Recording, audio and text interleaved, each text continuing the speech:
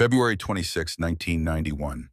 The vast desert of Iraq stretched before them like an endless sea of sand under a night sky illuminated by distant explosions. The air inside the M1 Abrams tank was thick with tension and the metallic smell of ammunition.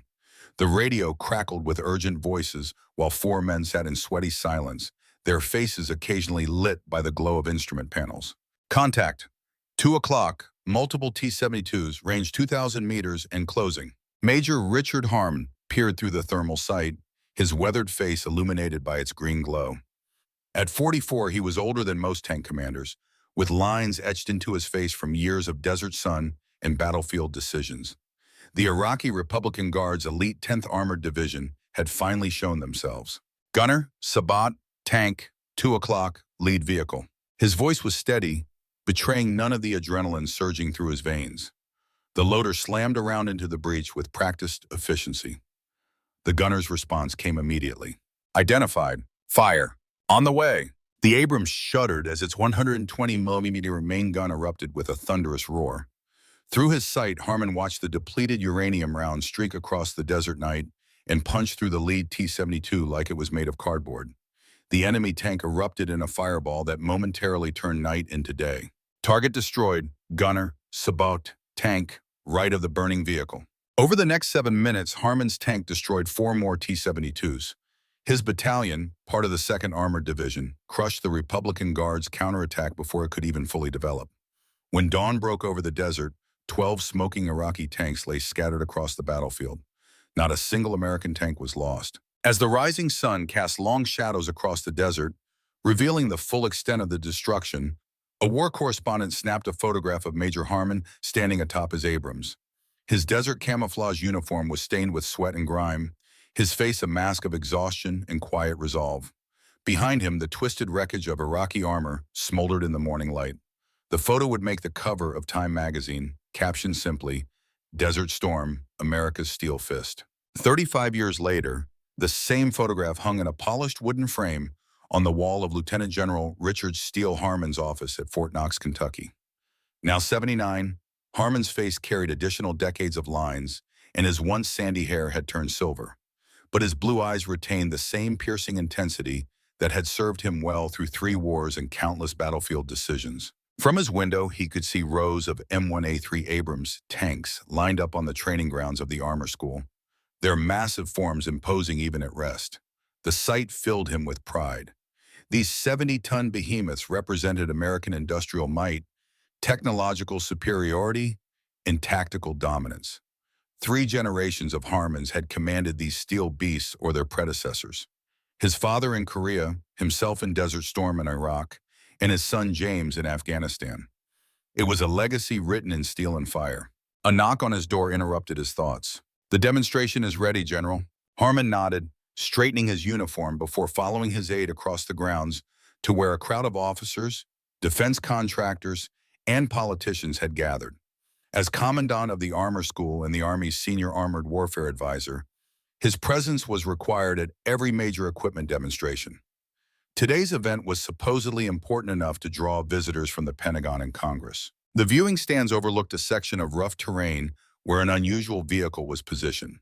It was neither a traditional tank nor a standard armored personnel carrier, but something in between. Designated the Light Combat Vehicle, or LCV, it represented the Army's latest attempt to create a more mobile, cost-efficient fighting platform. At 28 tons, it was less than half the weight of an Abrams. Its low profile and angular hull were clearly designed for a reduced radar signature. Instead of heavy steel armor, it utilized composite materials and active protection systems. Its main armament was a 105mm gun, smaller than the Abrams 120mm but still potent, supplemented by a coaxial machine gun and remote weapon stations. Harmon took his seat in the front row next to a cluster of silver stars and oak leaves as a lieutenant colonel from Army Futures Command stepped to the podium. Ladies and gentlemen, thank you for joining us today for this demonstration of the Light Combat Vehicle prototype. The LCV represents the future of American armored warfare, combining speed, deployability, and networked firepower in a single platform. The vehicle roared to life, accelerating quickly across the demonstration area. It was nimble, Harmon had to admit, watching it navigate obstacles that would challenge an Abrams. The demonstration continued with firing exercises, the LCV hitting targets with reasonable accuracy, though notably less impressive than an Abrams' typical performance.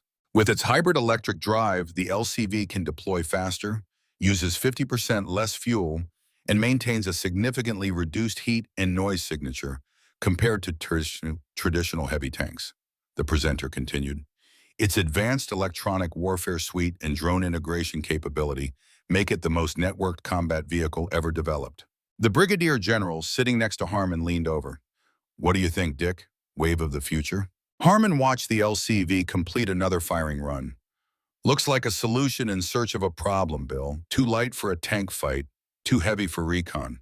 When the formal demonstration ended, the attendees were invited to inspect the vehicle up close and address questions to the development team. Harmon hung back initially, observing the politicians cooing over the vehicle's hybrid drive and the defense contractors explaining its modular design. Finally, when the crowd thinned, he approached the LCV, running a hand along its composite armor. A reporter from Defense News, recognizing the legendary tank commander, approached with a recorder. "General Harmon, what's your assessment of the LCV?" Harmon looked at the sleek vehicle, then at the reporter, then at the project officers hovering nervously nearby. He'd built his career on straight talk, and he wasn't about to change now. "In my assessment, this vehicle represents a dangerous diversion of resources from proven platforms. The battlefield isn't getting any safer. Our adversaries are developing more lethal anti-tank weapons every year, and the Army wants to respond by making our vehicles lighter." The project officers exchanged alarmed glances as Harmon continued, his voice rising with conviction. "This 28-ton vehicle will be going up against 60-ton Russian and Chinese tanks with 125mm guns. The physics simply don't work in our favor. No amount of electronic wizardry will change that fundamental reality." He gestured toward the distant line of Abrams tanks. "Those machines have proven themselves in 3 wars. They've brought American soldiers home when everything around them was burning. They're battle-tested and they work." He turned back to the reporter, his voice dropping to a grave tone that carried across the suddenly quiet demonstration area. "The Army seems determined to refight the last war better instead of preparing for the next one. Our soldiers deserve proven protection, not experimental concepts. You can quote me on that." The reporter's eyes widened as she furiously tapped notes into her tablet. The project officers looked like they'd swallowed something unpleasant. Several generals were frowning. But Harmon stood his ground, unmoved by the discomfort he'd caused. That evening, his comments led the defense news cycle. "Tank legend blasts Army's new light combat vehicle," read the headlines. His office phone rang continuously with calls he instructed his aide not to answer. He knew he'd created a political firestorm, but he'd spoken truth as he saw it.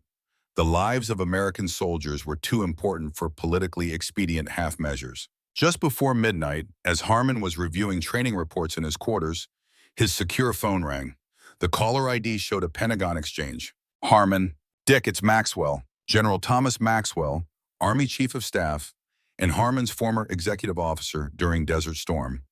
They'd served together for decades, saving each other's lives more than once. Tom, figured I'd be hearing from you. Let me guess. The secretary's upset about my comments." Maxwell's sigh was audible even through the secure line. "That's putting it mildly. Dick, you called the Army's flagship modernization program a dangerous diversion on camera. What did you expect?" "I expected people would value honesty over politics when soldiers' lives are at stake. The world doesn't work that way, and you know it." Maxwell paused. "The secretary wants your retirement papers on his desk by Monday." Harmon felt his jaw tighten. "I've got 18 months left before mandatory retirement." "Had 18 months.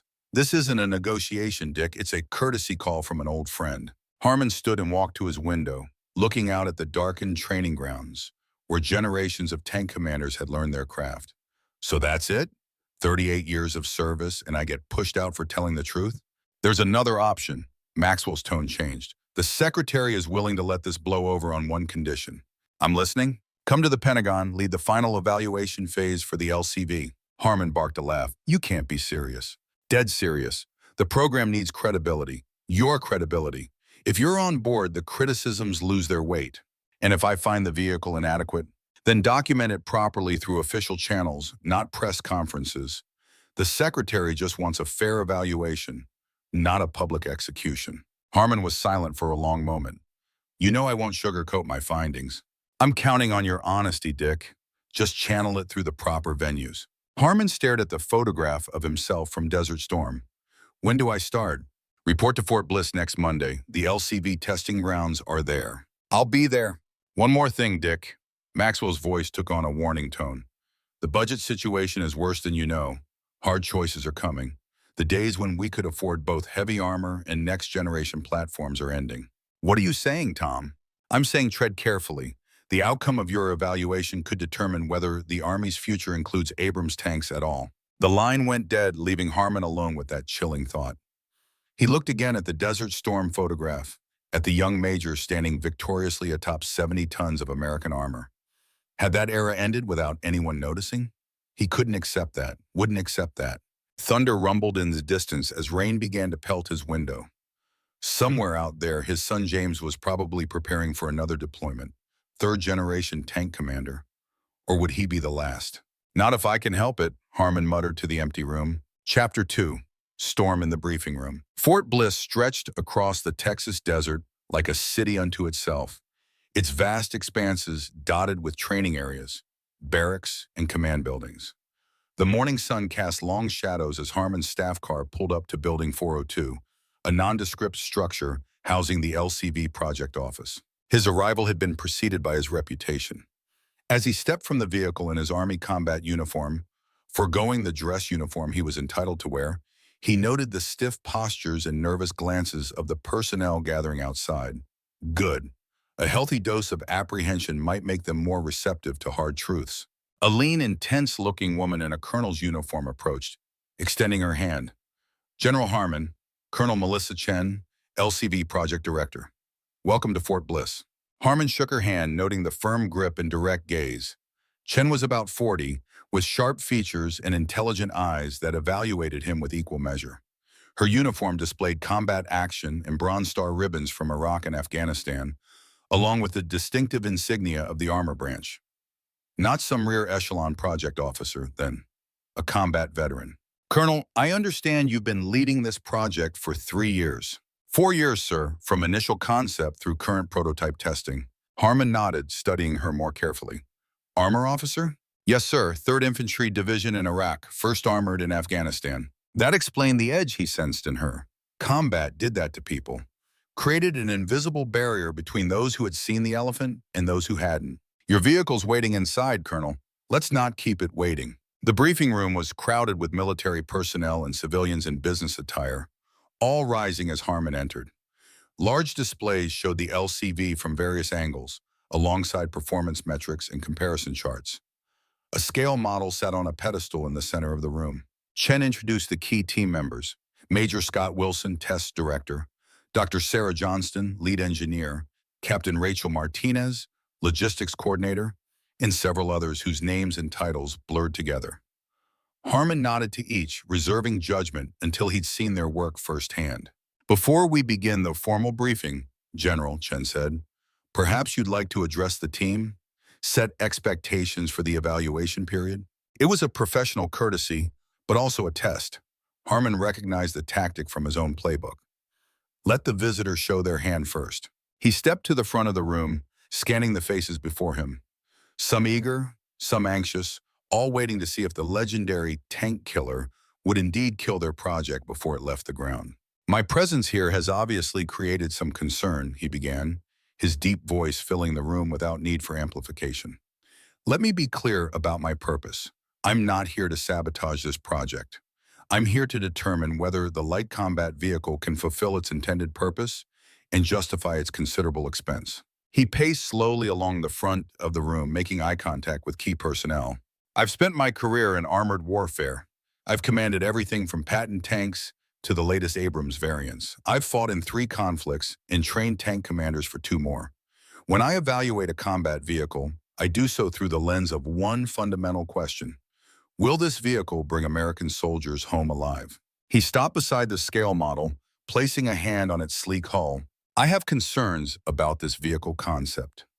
I've made those concerns public, which was perhaps undiplomatic but honest. Now I'm here to see if those concerns are warranted or if this vehicle can change my mind. He looked directly at Chen.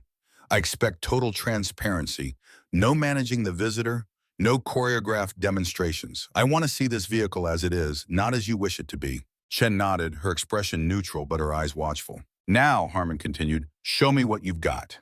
The lights dimmed as Dr. Johnston, a slender woman with prematurely silver hair and intense focus, stepped forward to begin the technical presentation. The displays shifted to show detailed schematics of the LCV. The light combat vehicle represents a paradigm shift in armored warfare, she began, her voice carrying the slight accent of someone who had learned English as a second language. Rather than relying primarily on heavy armor for protection, we've adopted a multi-layered approach combining reduced visual, thermal, and radar signatures with active protection systems and carefully designed composite armor. The display shifted to show the vehicle's power system. The hybrid electric drive provides three key advantages: reduced thermal signature, improved fuel efficiency, and most importantly, superior acceleration and mobility compared to traditional turbine or diesel engines.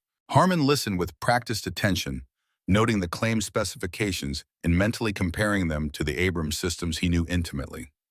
The presentation continued through weapon systems, electronics, crew protection, and deployment capabilities. The LCV can be transported by C-17 aircraft without disassembly, requiring only standard tie-down procedures. 2 LCVs can be transported in the space required for one M1 Abrams. As the lights came up, Harmon remained silent for a moment, processing what he'd heard. The engineering was impressive, even innovative in places. But impressive engineering didn't always translate to battlefield effectiveness. 28 tons, he finally said. That's your combat weight?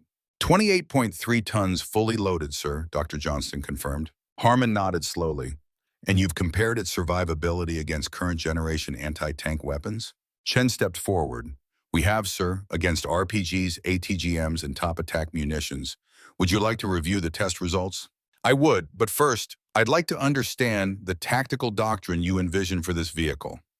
Is it a tank replacement or a complement to heavy armor? A subtle tension filled the room. This was the crux of the matter, the question that divided army modernization camps into warring factions. Chen glanced at her team before answering. The LCV is designed to operate across the full spectrum of armored warfare missions, sir.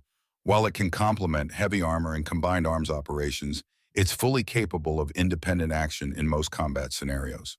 Most scenarios, Harmon repeated, but not all. No platform is optimized for all scenarios, sir, not even the Abrams.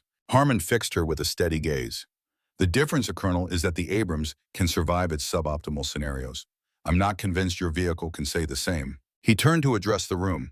In 1991, my tank took a direct hit from an Iraqi T-72 firing a sabot round at 900 meters. The round failed to penetrate our frontal armor. My crew survived because we had 70 tons of American steel between us and that round. He gestured to the model of the LCV. What happens when this vehicle takes the same hit? The room fell silent. Dr. Johnston looked uncomfortable, but Chen met his gaze directly. With respect, General, that scenario assumes our vehicle would engage in direct frontal confrontation with a main battle tank, which is not its primary tactical application. The LCV would use terrain, mobility, and standoff engagement to avoid such situations. And when the terrain doesn't cooperate, when the enemy forces the engagement, when your carefully planned tactical applications fall apart, as they always do in actual combat, before Chen could respond, a voice from the back of the room cut in. Then we adapt and overcome, same as always. Heads turned as a lieutenant colonel stepped forward from the rear of the room. He was tall and lean, with Harmon's jawline and eyes, but about 35 years younger. Lieutenant Colonel James Harmon, sir. Test Team Alpha lead. Richard Harmon stared at his son, momentary shock giving way to confusion, then understanding, and finally a carefully controlled anger. Colonel, he acknowledged with professional courtesy that belied the turmoil beneath. I wasn't aware you were assigned to this project. Recent transfer, sir. My expertise with both Abrams and Stryker platforms was considered valuable for comparative evaluation. The room had gone utterly still, everyone present suddenly aware they were witnessing a family drama superimposed on a professional evaluation. The tension was palpable. Richard Harmon turned back to Chen. Is there somewhere the Colonel and I can speak privately? Chen nodded quickly. My office is available, sir. Thank you. We'll reconvene in 30 minutes. Father and son walked in silence through the corridor to Chen's office. a modestly furnished room with desert camouflage netting decorating one wall and framed photos of armored vehicles on another. As the door closed behind them, the elder Harmon's professional mask slipped. "What the hell are you doing here, James?" "My job, sir." "Your job was commanding 3rd Battalion, 66th Armor. When did that change?" James stood at parade rest, his posture formal, despite the personal nature of the conversation. "I requested transfer 3 months ago. It was approved through proper channels." "Without informing your father?" "I informed my chain of command, as regulations require. My family situation wasn't relevant to the assignment." Richard paced the small office, struggling to process this unexpected development. 3 generations of Harmons have commanded tank battalions. It's what we do, and you just, what, decided to become a test officer instead? "I decided to help shape the future of the branch instead of just preserving its past," James replied, his tone carefully respectful but words deliberately chosen to provoke. Richard stopped pacing and faced his son directly. "You believe in this vehicle? Really believe in it?" "I believe in thoroughly evaluating it, without prejudice, the same task you've been assigned." The rebuke was subtle but clear. Richard felt a flash of anger, followed by a grudging respect for his son's diplomatic phrasing. "How's your mother feel about this new assignment?"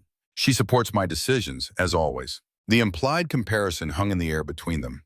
Margaret Harmon had always been the mediator between father and son, smoothing the rough edges of their similar personalities. Richard shook his head slowly. "I don't understand this, James. The Army needs battle-tested battalion commanders, not test drivers. The Army needs officers who can think beyond the next deployment, beyond the machines we've always used, to what we'll need for future conflicts." James finally relaxed his formal posture. "Dad, I've commanded Abrams tanks in combat. They're incredible machines, but they're also slow to deploy, expensive to maintain, and increasingly vulnerable to modern threats. So your solution is to replace them with lighter, more vulnerable vehicles?" "My solution is to objectively evaluate alternatives instead of reflexively rejecting them." Richard studied his son, seeing echoes of his own stubborn determination, but channeled in a direction he couldn't fathom. 3 generations of tank commanders, and his son was helping to develop a vehicle that might make tanks obsolete. "Does this have something to do with Afghanistan?" he asked quietly. A flicker of emotion crossed James's face before being suppressed. "This isn't about any single experience, but something happened there, something you haven't told me." James checked his watch. "We should rejoin the briefing, sir. Colonel Chen is waiting." Richard recognized the deflection, but didn't press. Whatever had happened in Afghanistan would have to wait for another conversation. For now, they had professional duties to fulfill. "This doesn't change the parameters of my evaluation," he said as they headed for the door. "I won't pull punches because my son is involved." James actually smiled at that. "I'd be disappointed if you did, sir." As they walked back toward the briefing room, Richard felt the uncomfortable weight of changing times bearing down on him. He'd come to evaluate a vehicle, not confront a generational shift within his own family. But perhaps the two were more connected than he'd realize. Chapter 3: The Next Generation of Armor. The testing grounds stretched across the desert landscape, a sprawling complex of ranges, obstacles, and mock urban environments designed to push military vehicles to their limits. The morning sun cast harsh shadows as Harmon stood observing the LCV prototype being prepared for its first demonstration. The vehicle looked even more unorthodox up close than it had in presentations. Its hull was lower than a traditional tank, with sloped surfaces designed to deflect both enemy fire and radar signals. The main gun, though smaller than the Abrams' 120mm behemoth, featured an advanced autoloader system that eliminated the need for a human loader, reducing the crew to 3, commander, gunner, and driver. The composite armor incorporates ceramic plates, titanium backing, and carbon nanotube reinforced polymers, Dr. Johnston explained as they walked around the vehicle. The entire system weighs 60% less than equivalent steel armor, while providing comparable protection against kinetic penetrators. Harmon ran his hand along the smooth surface. "Comparable to what standard?" "To the original M1 Abrams, not the A2 or A3 variants." At least she was honest. Many program managers would have obfuscated that distinction. "And the active protection system?" Johnston gestured to several small modules positioned around the hull. "The trophy derivative system can intercept incoming RPGs and ATGMs with a 92% success rate in testing. For top attack munitions, we've added a secondary countermeasure system that creates a dynamic smoke screen enhanced with infrared and millimeter wave blocking agents. Impressive on paper, Harmon thought, but the battlefield had a way of exposing theoretical weaknesses. He'd seen too many revolutionary systems fail under the stress of actual combat. "I'd like to see it in action," he said. "Not a demonstration. I want to command it myself." Chen, who had been standing nearby monitoring the conversation, stepped forward. "We've prepared for that possibility, sir. There's a training variant with dual controls that would allow you to assume command while our safety officer maintains override capability." "No overrides," Harmon stated flatly. "Either I command the vehicle or the demonstration is meaningless." Chen hesitated, clearly weighing safety protocols against the need to impress the general. "We can disable the overrides for specific exercises, sir, but certain range safety requirements can't be circumvented." "Fair enough. When can we begin?" "The vehicle will be ready in 30 minutes. In the meantime, perhaps you'd like to meet the crew?" Harmon nodded, following Chen to a nearby shelter where 3 soldiers waited. They snapped to attention as he approached. "At ease," he said, studying each face. The driver, Specialist Torres, was barely 25, with the focused intensity of someone who took his responsibilities seriously. The gunner, Sergeant Kim, was slightly older, with the steady gaze of a marksman, but it was the 3rd soldier who caught Harmon's attention. "Master Sergeant Frank Miller, vehicle commander," Chen introduced. Miller was in his mid-40s with the weathered look of a career soldier. His uniform displayed combat patches from both Iraq and Afghanistan, along with combat action and Purple Heart ribbons. This was no fresh-faced test trooper. This was a battle-hardened veteran. "Sergeant Miller, your background?" 22 years service, sir. Started with M60A3s, then M1s through the variants. 3 tours in Iraq, 2 in Afghanistan. Last assignment was senior trainer at the armor school. Harmon's estimation of the program ticked upward slightly. They'd put an experienced tanker in charge, not just a test specialist. "Your impression of this vehicle, Sergeant?" "Honest assessment." Miller glanced briefly at Chen before answering. "It's different, sir. Takes some getting used to after Abrams. Faster, more maneuverable. The fire control system is more automated, less physical strain on the crew." "And in a fight, how would it hold up?" Now Miller hesitated longer. "Depends on the fight, sir. It's not an Abrams. Doesn't have the same punch or protection. But it can get places an Abrams can't, deploy faster, operate longer without resupply." Harmon nodded, appreciating the balanced assessment. "Thank you for your candor, Sergeant." He turned back to Chen.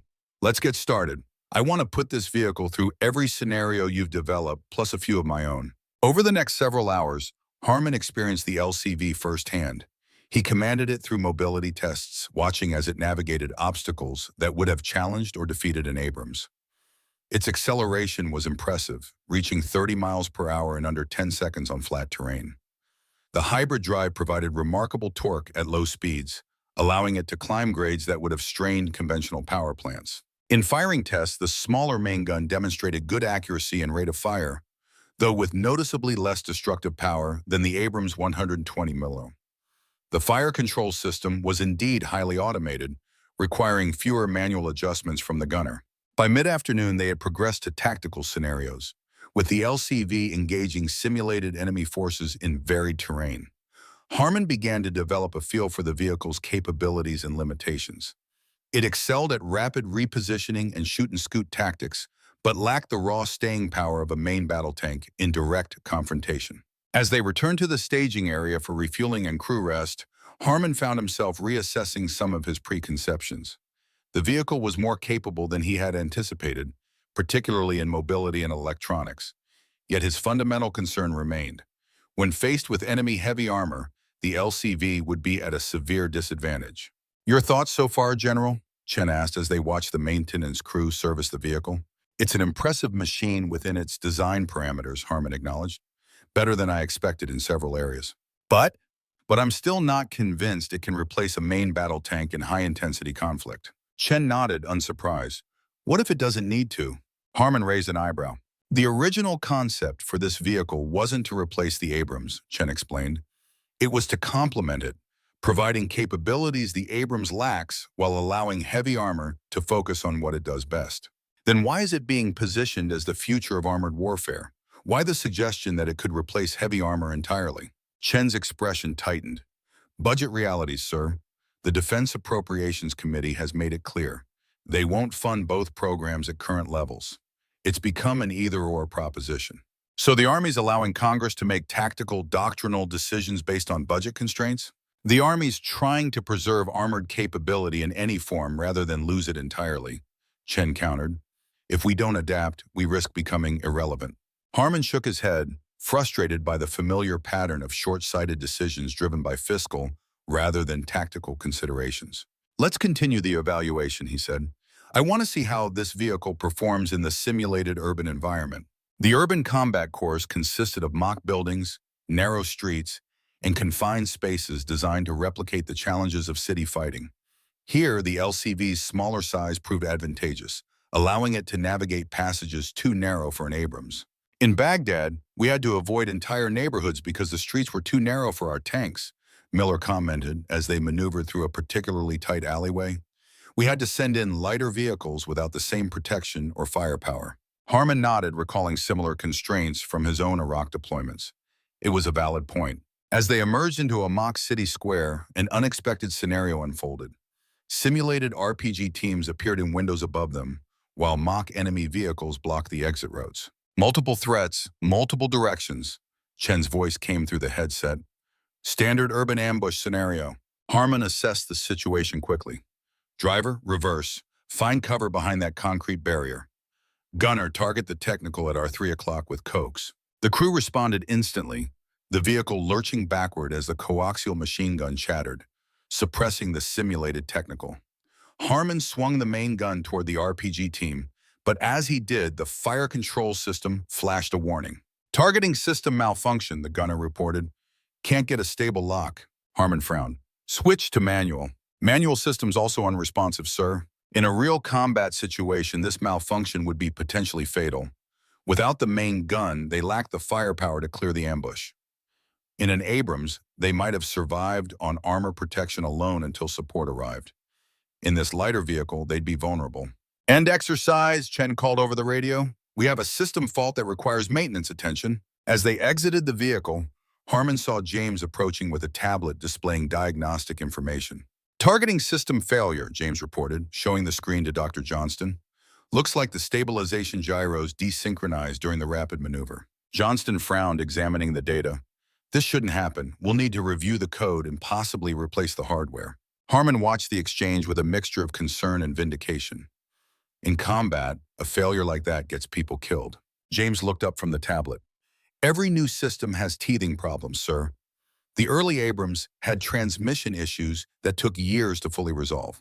The difference being that an Abrams with a transmission problem is still 70 tons of armor protecting its crew. This vehicle with a weapons malfunction is a coffin. The harsh assessment landed heavily in the afternoon heat. Johnston winced. Chen's expression hardened. James met his father's gaze directly. With respect, sir, that's precisely why we test, to identify and resolve these issues before deployment. And if they can't be resolved, if the fundamental concept is flawed, then we document that conclusion based on evidence, not preconception. The challenge in his son's voice was unmistakable. Harmon felt a flash of anger, followed by a grudging acknowledgement that James was doing exactly what he should, defending the integrity of the testing process. Fair enough, Harmon conceded, but today's evidence suggests this vehicle isn't ready for combat evaluation, let alone deployment. Chen stepped forward. We'll correct the targeting system issue and resume testing tomorrow, sir. In the meantime, we've prepared a comprehensive briefing on the tactical doctrine developed specifically for the LCV. Harmon nodded, his mind already processing the day's experiences. The vehicle showed promise in certain areas, particularly mobility and deployment flexibility. But the weapons malfunction highlighted his core concern. In high-intensity conflict, technological sophistication could become a liability rather than an asset. As they walked back toward the command center, Miller fell into step beside him. Permission to speak freely, sir? Go ahead, Sergeant. Miller glanced around to ensure they weren't overheard. The men talk, sir. They're not convinced this vehicle will keep them alive the way an Abrams would. All the technology, the fancy systems, they don't trust it yet. And you, Sergeant, what's your assessment? Miller considered this question carefully. It's got potential, but it's not there yet. And I'm not sure the people making the decisions understand what happens when things go wrong in combat. Harmon studied the veteran NCO, recognizing the quiet wisdom born of hard experience. Thank you for your candor, Sergeant. I'd like to hear more of your observations as testing continues. Miller nodded and dropped back, leaving Harmon to ponder the growing complexity of his evaluation. The LCV was neither as bad as he'd feared nor as good as its proponents claimed. The question remained, was it the right direction for the future of American armored warfare? The answer to that question would have profound implications, not just for the Army's combat effectiveness, but for the lives of soldiers who would ultimately rely on these machines in battle, including potentially his own son. Chapter 4, Personal Stakes. Evening shadows lengthened across Fort Bliss as Harmon sat alone in his temporary quarters, reviewing the day's test data on a secure tablet. The LCV's performance metrics told a story of trade-offs: superior mobility at the cost of protection, advanced technology at the price of simplicity and reliability. A knock at the door interrupted his analysis. He opened it to find James standing there in civilian clothes, a folder tucked under his arm. "Sir, do you have a moment?" Harmon nodded, stepping aside to let his son enter. Their earlier tension lingered in the air between them, professional disagreement layered atop the more complex dynamics of father and son. "I brought additional data on the targeting system malfunction," James said, placing the folder on the small desk. Dr. Johnson's team isolated the problem. It was a software integration issue, not a hardware failure. Harmon picked up the folder but didn't open it immediately. "Sit down, James. This isn't just about the targeting system." James took the offered chair while Harmon leaned against the desk, studying his son. At 38, James had already achieved more than many officers would in a full career. Battalion command of an armored unit, multiple combat deployments, and recognition from senior leadership. Yet here he was, working on an experimental vehicle program instead of leading soldiers in the field. "Why did you request this transfer?" Harmon asked directly. "The truth, not the official reason."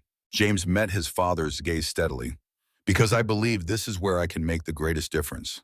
You were making a difference commanding your battalion, training the next generation of tank leaders, continuing our family tradition. The world is changing, Dad. The threats are evolving. If we don't evolve with them, we'll be preparing to fight the last war instead of the next one." Harmon shook his head. "That's the party line from Army Futures Command. I'm asking for your personal motivation." James was silent for a moment, weighing his words. "Do you remember Staff Sergeant Ramirez from my first Afghanistan deployment? Your platoon sergeant. You spoke highly of him. He died during my second tour. His vehicle hit an IED in a narrow mountain pass. We couldn't get an Abrams in there for support. The terrain was too restricted. The quick reaction force had to use strikers, which took longer to reach him and lacked the firepower to suppress the ambush effectively." Harmon felt a weight settle in his chest. "You think the LCV could have made a difference?" "I think having the right tool for the environment matters. Abrams are unmatched in open terrain against conventional forces. But that's not the only kind of fighting we do anymore." Harmon considered this, connecting it to his own combat experiences. He'd seen firsthand how terrain could dictate tactical options, how the mighty Abrams could be rendered ineffective by narrow streets or soft ground. "That still doesn't explain why you kept this assignment from me."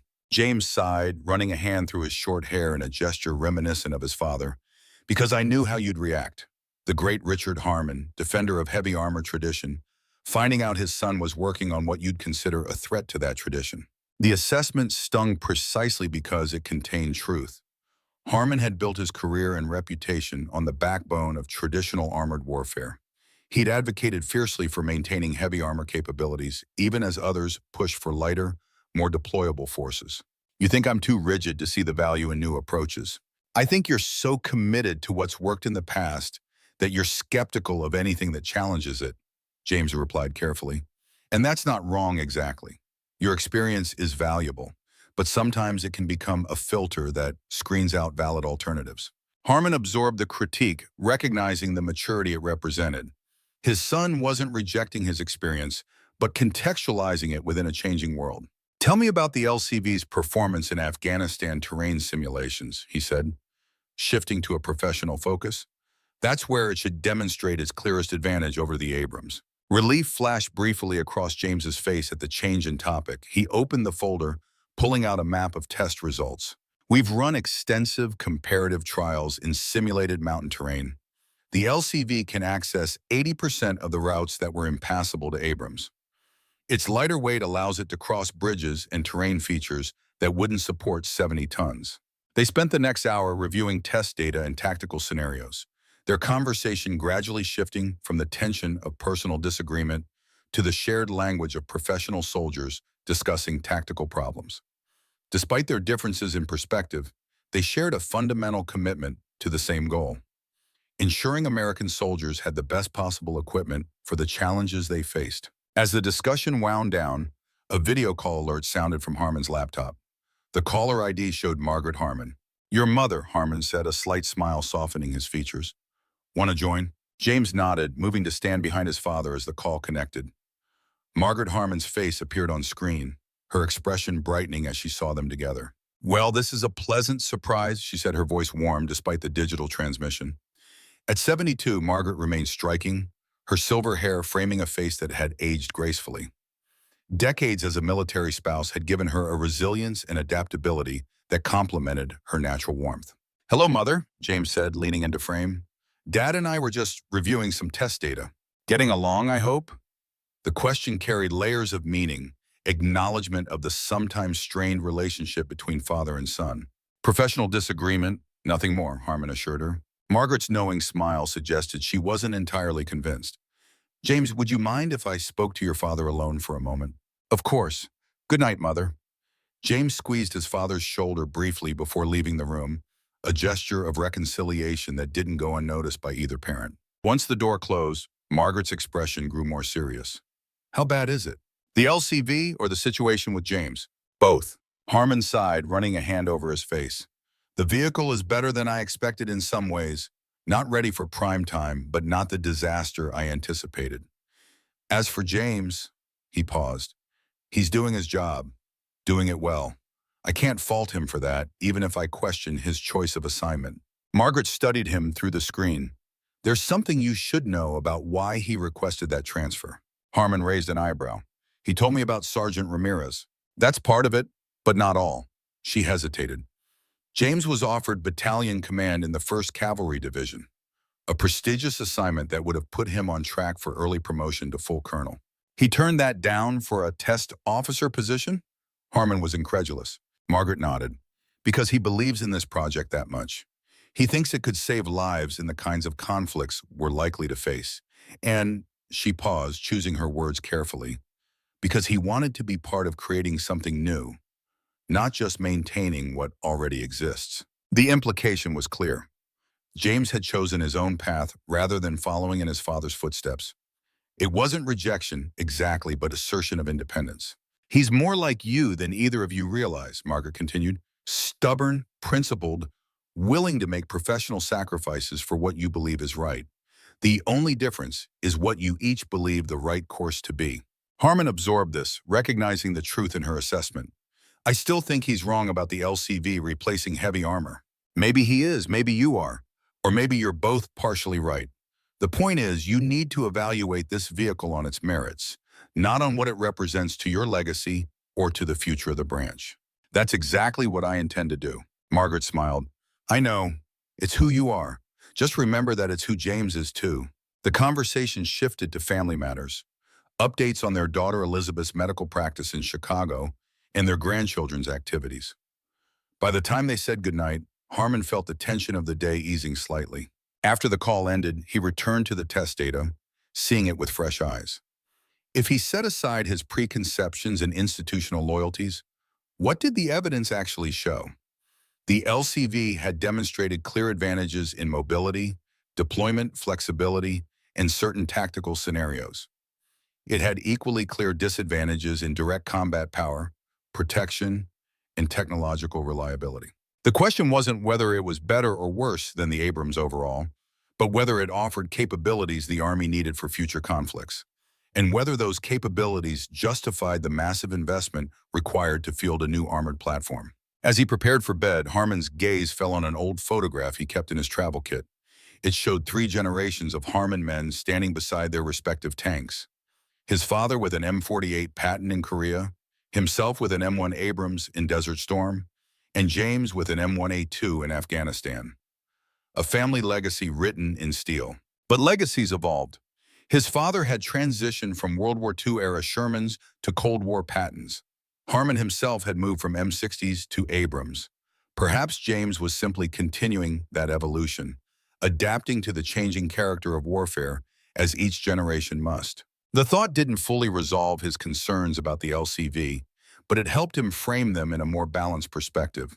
Tomorrow would bring more tests, more data, more opportunities to assess the vehicle objectively.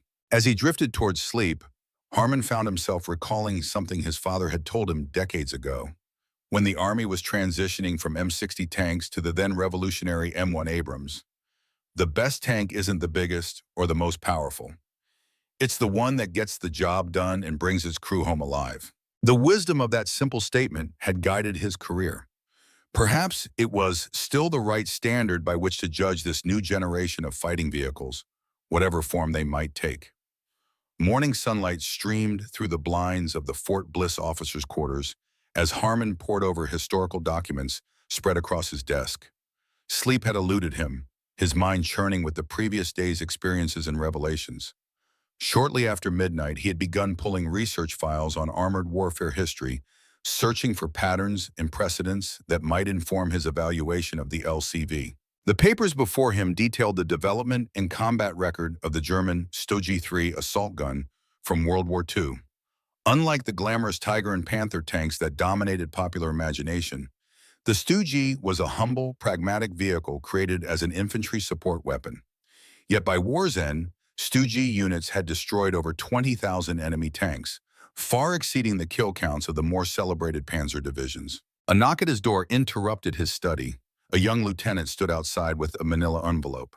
"Morning report in today's schedule, sir." Harmon nodded, accepting the envelope. "Thank you, Lieutenant. Is Colonel Chen at the test facility yet?" "Yes, sir. She arrived at 0530. Dedicated, Harmon thought. Whatever else he might think of Chen's technological optimism, her commitment was undeniable. "Tell her I'll be there at 0800 and find out if Colonel Samuel Winters is still living in El Paso." The lieutenant looked confused. "Sir?" "Colonel Samuel Winters, retired, served with 2nd Armored Division in World War II. Should be about 85 now. If he's still in the area, I'd like to arrange a meeting." "Yes, sir, I'll make inquiries." After the lieutenant departed, Harmon showered and dressed, his mind still processing the historical parallels. The Sto-G3 had succeeded not because it was better than German tanks in every respect, but because it excelled in specific tactical applications while being cheaper and faster to produce. It had been a complement to traditional tanks, not a replacement. Could the LCV occupy a similar niche?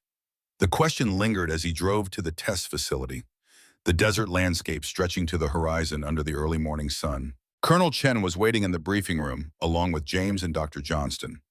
The mood was notably more relaxed than the previous day, their initial wariness giving way to cautious professionalism. "Good morning, General," Chen greeted him. "We've corrected the targeting system malfunction. The vehicle is ready for continued testing whenever you are." Harmon nodded, then surprised them by spreading the historical documents on the conference table. "Before we resume testing, I want to discuss something." He tapped a black and white photograph showing a German Sto-G3. "Are you familiar with this vehicle?" Chen studied the image.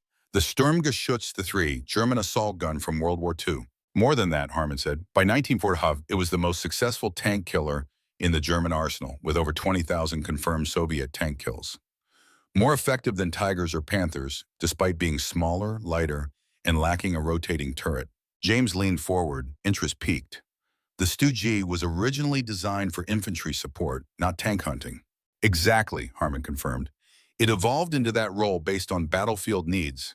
Its lower profile made it easier to conceal. Its fixed gun allowed for heavier armor protection at the same weight. Its simplified design made it faster to produce and more reliable in the field." He looked directly at Chen.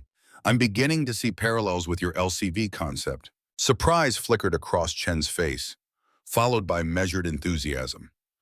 "We actually studied the Sto-G during early conceptual development. The parallels aren't coincidental." "Show me," Harmon said simply. Chen activated the room's display screen, pulling up technical schematics comparing the LCV to both the M1 Abrams and historical vehicles, including the Sto-G3. Like the Sto-G, the LCV prioritizes a low profile for concealment, sacrificing the 360-degree fire capability of a turret for other advantages. We've incorporated lessons from successful tank destroyers while adding modern technology to overcome their limitations. For the next hour, they dissected these historical parallels, with Harmon asking pointed questions about how the LCV's design incorporated lessons from past conflicts while addressing contemporary threats. The discussion was the most productive they had had yet, free from the defensive posturing that had characterized their earlier interactions. "There's someone I want to consult," Harmon said as they concluded. "Colonel Samuel Winters. He commanded an anti-tank unit that faced both Tigers and Stu-Gs in Europe. If he's still in the area, his perspective could be valuable." "He is," James confirmed, surprising his father. "I spoke with him during the initial LCV concept development. He lives about 20 minutes from base." Harmon raised an eyebrow. "You consulted him for this project?" James nodded. His insights on what made the Stu-G effective against American armor were instrumental in some of our design decisions. "I'd like to meet with him today if possible." "I'll arrange it," James offered. 2 hours later, Harmon found himself sitting in the modest living room of a ranch-style house in an El Paso suburb. Colonel Samuel Winters, at 85, remained remarkably sharp, his thin frame still carrying the military bearing of his youth. The walls of his home were decorated with black and white photographs from his service in Europe, along with medals displayed in simple frames. "General Harmon," Winters said, his voice strong despite his age, "your son said you wanted to discuss German assault guns." "I appreciate you making time, Colonel. I understand you faced both Tigers and Stu-Gs during the war." Winters nodded, settling into a worn armchair. "First saw Stu-Gs near St. Lo in '44. Nasty surprise for our tank crews. They were expecting to face German tanks they could spot from a distance. Instead, they found these low-profile ambush predators hidden in rubble or behind hedgerows." "More effective than the Tigers?" "In many situations, yes. The Tigers were fearsome machines, but they were rare, broke down constantly, and consumed massive amounts of fuel. The Stu-Gs were everywhere, reliable and damned effective when properly employed." Winters rose with surprising agility and retrieved a leather-bound photo album from a nearby bookshelf. Opening it, he pointed to a black and white image of a destroyed American Sherman tank.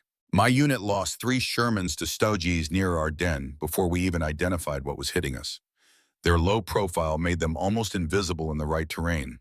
By the time we spotted the muzzle flash, they'd already fired and relocated."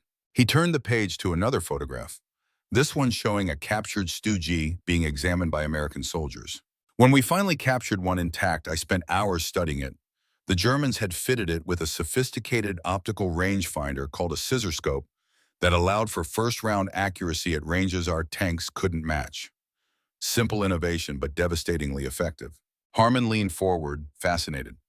"Would you say the Stu-G was superior to German tanks?" Winters chuckled. "Not superior, different. Better suited for certain tactical situations, particularly defensive operations and ambushes. The Germans learned to use each platform where it was most effective. Tigers and Panthers for breakthrough operations, Stu-Gs for defense and infantry support. That combined arms approach gave them tactical flexibility our more standardized forces sometimes lacked." The parallels to the current LCV debate were striking.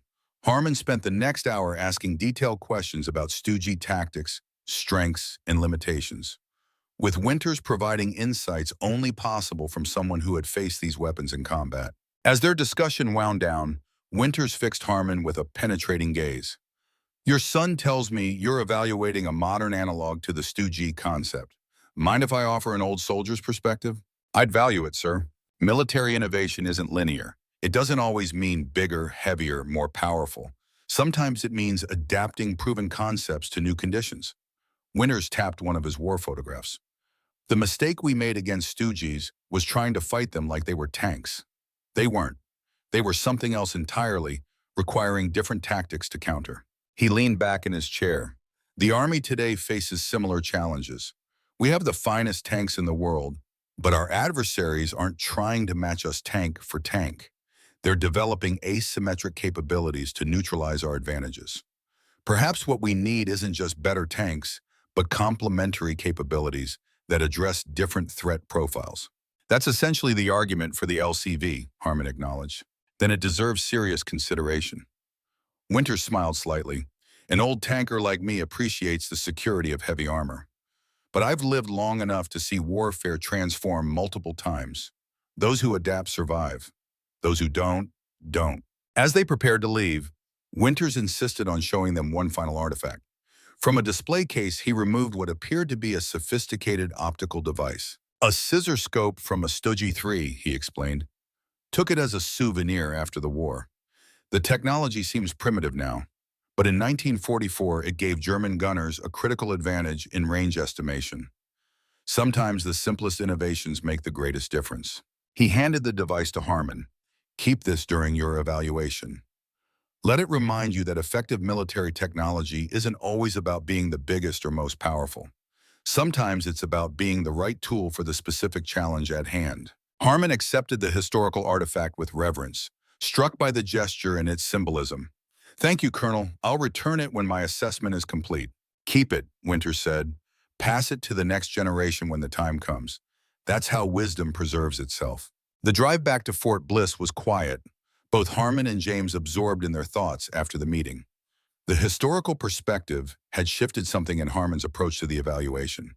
He was beginning to see the LCV not as a threat to traditional armored warfare, but as a potential evolution of it, addressing gaps in capability that heavy tanks couldn't fill. Colonel Winters was one of the first people I consulted when I joined the LCV program, James said, breaking the silence. His insights shaped our approach to developing tactical doctrine for the vehicle. Harmon nodded, turning the scissor scope over in his hands. He's a wise man, experienced without being hidebound. That's rare. Like someone else I know, James said quietly, when he's willing to consider new perspectives. Harmon glanced at his son, recognizing the olive branch being extended. Point taken. Let's get back to the test facility. I want to see how this vehicle performs with revised tactical approaches in mind. Chapter 6, Shifting Tactics. The next morning found Harmon in the LCV simulator, running through engagement scenarios with Master Sergeant Miller beside him as vehicle commander. The sophisticated simulator replicated the interior of the LCV perfectly, with functional controls and realistic displays showing a variety of tactical environments. Let's try something different, Harmon said as they reset after completing a standard engagement sequence. Instead of confronting the enemy tanks directly, let's employ Stuggy tactics. Use terrain for concealment, engage from ambush positions, then relocate immediately. Miller nodded, adjusting the simulation parameters.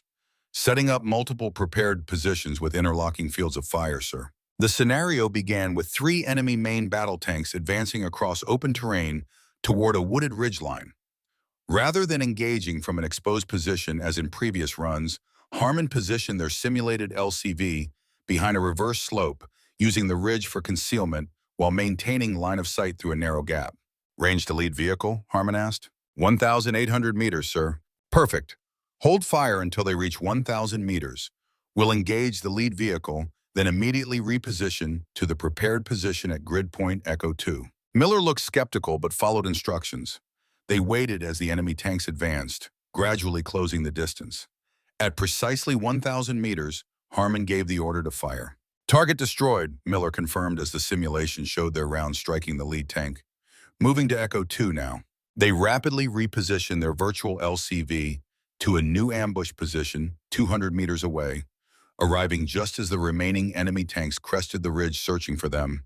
From this new angle, they engaged the second tank, destroying it before the enemy could effectively return fire. Relocating to position Charlie 4, Harmon ordered. The pattern continued, with their LCV striking from concealment, relocating before the enemy could effectively target them, then engaging again from an unexpected direction. By the end of the simulation, they had destroyed all 3 enemy tanks without taking a single hit. Miller looked impressed. That's the most effective engagement that we've run yet, sir. The shoot and scoot tactics played to the vehicle's mobility advantages. Harmon nodded, studying the simulation results. The key is never to engage on the enemy's terms. No frontal assaults against heavier armor. Use terrain, use mobility, use surprise. As they exited the simulator, they found Colonel Chen waiting outside, observing through the monitoring system. Impressive adaptation of historical tactics, General, she said. Your approach matches the tactical doctrine we've been developing for the LCV. Show me, Harmon requested. Chen led them to the Tactical Operations Center, where digital maps displayed various engagement scenarios. We've been developing what we call distributed lethality doctrine. Instead of concentrating our armored forces for breakthrough operations, we disperse LCV units across the battlefield in networked formations. She manipulated the display to show a simulated engagement. Each vehicle acts as both a sensor and a shooter, sharing targeting data across the network. They never remain stationary long enough for enemy forces to bring concentrated fire to bear. Similar to how German Stu-G battalions operated on the Eastern Front, Harmon observed. With significant technological enhancements, Chen added, our vehicles coordinate through encrypted data links, allowing for synchronized attacks from multiple angles without verbal communication that could be intercepted. For the next hour, they discussed tactical applications, with Harmon drawing on his extensive combat experience to identify potential weaknesses and suggest refinements. The conversation was notably more collaborative than their previous interactions, with both officers recognizing the value of the other's perspective. I'd like to test these concepts in the field, Harmon said finally. Not in simulation, but with actual vehicles in realistic terrain. We can arrange that, Chen confirmed. We have 3 operational prototypes. We can conduct platoon-level exercises implementing these tactical concepts. Director Johnston joined them, carrying a tablet displaying technical specifications. We've also made adjustments to the targeting system based on yesterday's malfunction. The stabilization issues have been resolved. Harmon turned to her. What about the fire control system's vulnerability to electronic warfare? In a conflict with near-peer adversaries, we can expect sophisticated jamming and cyber attacks. Johnston nodded, having anticipated the question. We've incorporated multiple redundant systems. If the primary digital targeting system is compromised, the vehicle can fall back to analog backup systems similar to those used in the early Abrams models. I'd like to test that as well, Harmon said. A full electronic warfare scenario with active jamming and simulated cyber attacks. As the preparations for field exercises began, Harmon found himself in a planning session with Chen, James, and Miller, developing scenarios to rigorously test the LCV under varying conditions.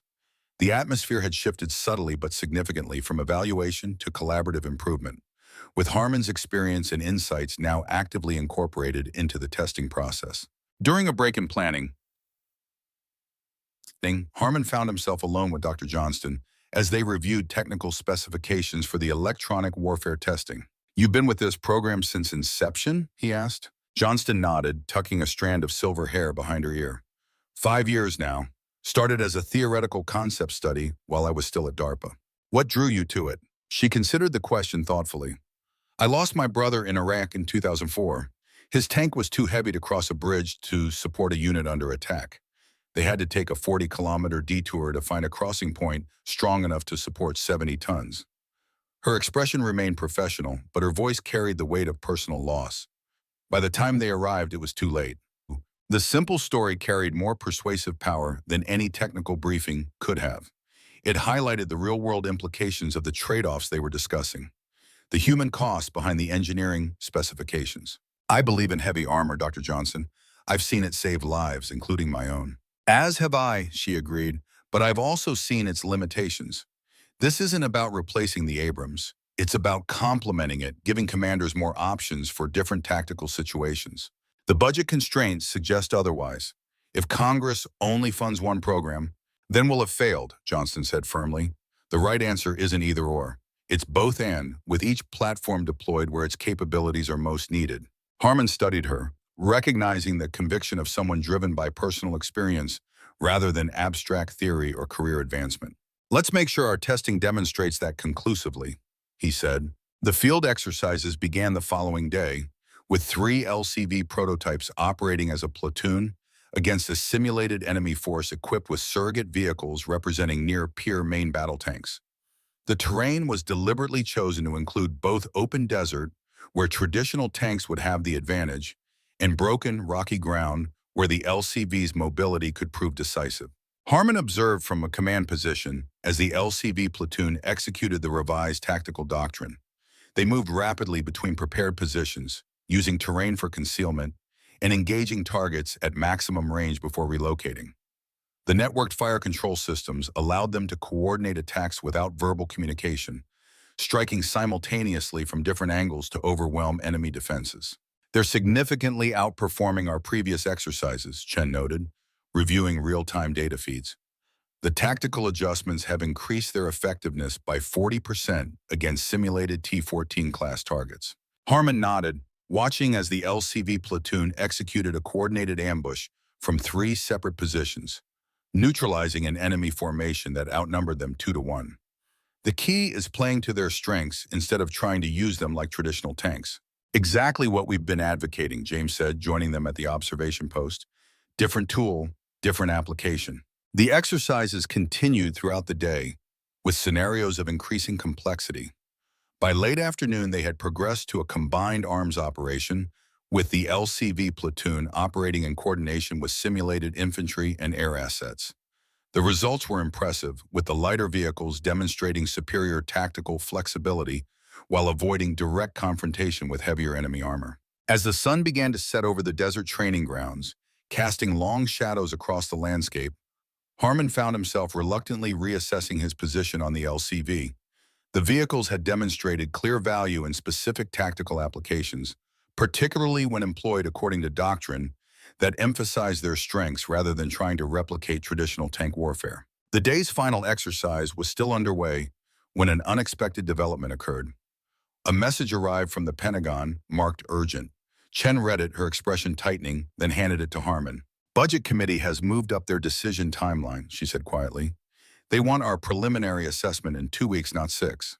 Harmon scanned the message, noting the political maneuvering behind the accelerated timeline. "They're forcing a premature decision." "Politics," Chen said with barely concealed frustration. "The appropriations cycle is closing earlier than expected. If we don't provide an assessment before then, they'll make decisions without our input." The implied threat was clear. Without a strong evidence-based recommendation, the Budget Committee might simply cancel one program in favor of the other based on political considerations rather than military necessity. 2 weeks isn't enough time for comprehensive testing," Harmon stated flatly. "It's all we have," Chen replied. "We need to prioritize the most critical scenarios. Focus on demonstrating the complementary capabilities of both platforms." As they discussed how to compress months of testing into 2 weeks, a staff officer approached with another message. This one was addressed directly to Harmon from General Maxwell at the Pentagon. "Sir, General Maxwell requests a secure video conference at your earliest convenience." 20 minutes later, Harmon sat alone in a secure communications room, facing the weathered features of his old friend and current Army Chief of Staff on an encrypted video link. "Dick, I'm assuming you've received the notification about the accelerated timeline," Maxwell began without preamble. "I have. It's completely inadequate for proper evaluation." Maxwell sighed, the sound carrying even through the digital connection. "I know, but the political reality is what it is. The Budget Committee chairman is determined to make cuts before the fiscal year ends. Armored vehicle programs are in his crosshairs. Tom, we need both platforms. The LCV has proven value in specific applications, but it can't replace the Abrams in high-intensity conflict. I agree with you, but agreement doesn't matter if we can't fund both programs." Maxwell leaned closer to the camera. "The committee is looking for an excuse to cut one program entirely. If your evaluation doesn't provide a clear, compelling case for a dual-platform approach, they'll make the decision for us based on cost alone. And the cheaper option wins," Harmon concluded grimly. Maxwell nodded. "The LCV costs approximately 1/3 what an Abrams does. In a purely financial calculation, it's an easy decision for congressmen who've never faced enemy fire. So what do you need from me? A compelling narrative. Data alone won't sway them. They need to understand in concrete terms why American soldiers need both capabilities, why this isn't an either-or proposition." Harmon considered this challenge. "I'll need to restructure our testing program completely. Focus on scenarios that demonstrate the complementary capabilities rather than comparing the platforms directly. Do whatever you need to do, Dick. Just get me something I can use to fight for both programs." Maxwell paused. "And Dick, make it personal. These committee members don't understand technical specifications or tactical doctrine, but they do understand American lives at stake." After the call ended, Harmon sat in silence for several minutes, weighing the implications. The evaluation had transformed from a technical assessment into a fight for the future of American armored warfare, and he had 2 weeks to make a case that could determine that future. When he emerged from the secure room, he found Chen, James, and Johnston waiting anxiously. Their expressions told him they understood the gravity of the situation. "We need to completely revise our testing schedule," he said without preamble. "Focus on scenarios that demonstrate the complementary value of both platforms, not competition between them." "I anticipated that," Chen said, handing him a tablet with a revised testing matrix. We can run joint operations scenarios showing the LCV and Abrams working in tandem, each playing to their respective strengths. Harmon reviewed the proposed scenarios, nodding slowly. This is a good start, but we need something more compelling for the congressional audience.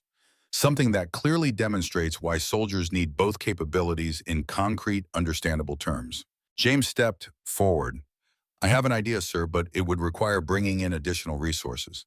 What do you have in mind? A full-scale combat simulation at the National Training Center. LCV platoon and Abrams company operating jointly against an opposing force using Russian tactical doctrine. Live fire, full electronic warfare suite, the works. That would normally take months to arrange, Harmon objected. Not if the Army Chief of Staff expedites the request, James countered. And not if we leverage existing training rotations already scheduled. Harmon considered their proposal. A major exercise at NTC would generate exactly the kind of compelling demonstration they needed, with realistic conditions that couldn't be replicated at Fort Bliss. Make it happen, he decided. I'll call Maxwell directly to clear the bureaucratic hurdles. In the meantime, we continue testing here, focusing on specific capabilities and limitations of the LCV. As the group dispersed to implement the revised plan, Harmon found himself walking alongside Dr. Johnston toward the vehicle hangars. You've been quiet, Doctor. Your thoughts on our approach? Johnston considered her response carefully. I believe in this vehicle, General, but I've always seen it as a complement to heavy armor, not a replacement. If our testing can demonstrate that complementary relationship effectively, we'll have done our job. And if Congress forces an either-or decision, her expression tightened, then American soldiers will die unnecessarily in future conflicts because they'll lack the right tool for specific tactical situations. It's that simple. The blunt assessment matched Harmon's own conclusion. The stakes weren't just budgets and programs, but American lives. That reality would drive their efforts over the coming 2 weeks. As they reached the hangar where the LCV prototypes were undergoing maintenance, Miller approached with technical readouts. The vehicles performed beyond specifications today, sir. Mobility, targeting accuracy, communications, all exceeded benchmarks. But there's an issue we need to address. What issue? The reactive armor performed as designed against simulated RPG threats. But against top attack munitions simulating next-generation ATGMs, the results were inconsistent. We need more testing to determine if it's a systemic vulnerability or just an anomaly. Harmon frowned. Top attack munitions represented one of the most significant threats to armored vehicles in modern warfare. Prioritize that testing. If there's a vulnerability, we need to identify and address it before the NTC exercise. As Miller departed to arrange the additional testing, Harmon turned to Johnston. How confident are you in the LCV's protection systems against current and near-future threats? Confident against current-generation weapons, less so against developmental systems we've identified through intelligence channels. She hesitated, then continued. There are Russian and Chinese programs developing hypersonic anti-tank weapons specifically designed to defeat active protection systems. We're working on countermeasures, but it's an evolving threat landscape. The same applies to the Abrams, Harmon noted. No armor is invulnerable against the most advanced threats. Precisely, which is why mobility, stealth, and tactical flexibility are becoming as important as raw protection. Johnston gestured toward the LCV. This vehicle can't withstand what an Abrams can, but it can avoid being hit in ways an Abrams can't. The perspective crystallized something in Harmon's thinking. The evaluation wasn't about determining which platform was better, in absolute terms, but about understanding how each contributed to battlefield survivability and combat effectiveness through different means. The Abrams through protection and firepower, the LCV through mobility and tactical flexibility. Let's get these vehicles ready for transport to NTC, he said. We have a compelling case to make and not much time to make it. Chapter 7, Trial by Fire. The National Training Center at Fort Irwin, California sprawled across 1,200 square miles of Mojave Desert, its harsh terrain replicating the conditions American forces might face in potential conflict zones around the world. Dawn painted the mountains in gold and amber as a convoy of vehicles wound its way toward the massive training area, including 3 LCV prototypes, 4 M1 Abrams tanks, and associated support vehicles. Harmon stood atop a rocky outcropping, surveying the vast training ground through binoculars. Beside him, Chen reviewed final exercise parameters on a ruggedized tablet. OPFOR is configured as a Russian motor rifle regiment with T-90 surrogate vehicles, she reported. Electronic warfare and drone assets deployed, full combined arms scenario. The opposing force, or OPFOR, consisted of Army units specifically trained to replicate the tactics, techniques, and procedures of potential adversaries. They were renowned for their effectiveness, regularly defeating visiting units through superior knowledge of the terrain and relentless application of enemy doctrine. And our mission, Harmon asked? Secure and hold objective Bravo while neutralizing enemy armor, Chen replied, indicating a critical terrain feature on her digital map. Classic force-on-force scenario designed to test both mobility and direct fire capabilities. James approached, wearing the distinctive tan combat uniform of the NTC. OPFOR commander has been briefed on exercise parameters. He understands the stakes, but promises no quarter. Good, Harmon nodded. We need realistic opposition to properly test our concepts. The joint task force they had assembled consisted of an Abrams tank platoon and an LCV platoon, supported by mechanized infantry and Stryker vehicles. The force represented the mixed armor concept they were advocating, with heavy and light armored vehicles operating in coordinated fashion. Crews are ready, Miller reported, joining them on the outcropping. LCVs fully operational, reactive armor, and active protection systems tested and online. What's our tactical approach, James asked. Harmon gestured across the vast desert landscape. We'll use the LCVs as our forward reconnaissance and screening element. Their superior mobility and lower profile make them ideal for identifying enemy positions without exposing our main force. He traced a route across the digital map. The Abrams will form our main strike element, positioned to exploit openings created by the LCVs or to counter enemy armor concentrations. The key is coordination, each platform doing what it does best while supporting the other. The exercise began at Euro 800, with their force advancing from the staging area toward Objective Bravo. The LCVs moved rapidly across the rough terrain, using wadis and ridgelines for concealment as they probed for enemy positions. The Abrams followed at a more deliberate pace, their massive forms raising dust clouds visible for miles. From his position in the command center, Harmon monitored both real-time video feeds and tactical displays showing the positions of all forces. Chen coordinated communications while James liaised with the NTC observer controllers who would evaluate the exercise. LCV Alpha reports enemy reconnaissance elements at grid point 372, the communications officer reported. Light armored vehicles, possibly BRDMs. Have them maintain visual contact but avoid engagement, Harmon ordered. We want to identify their main body before committing. The cat-and-mouse game continued for nearly an hour, with the LCVs shadowing enemy reconnaissance elements while remaining undetected themselves.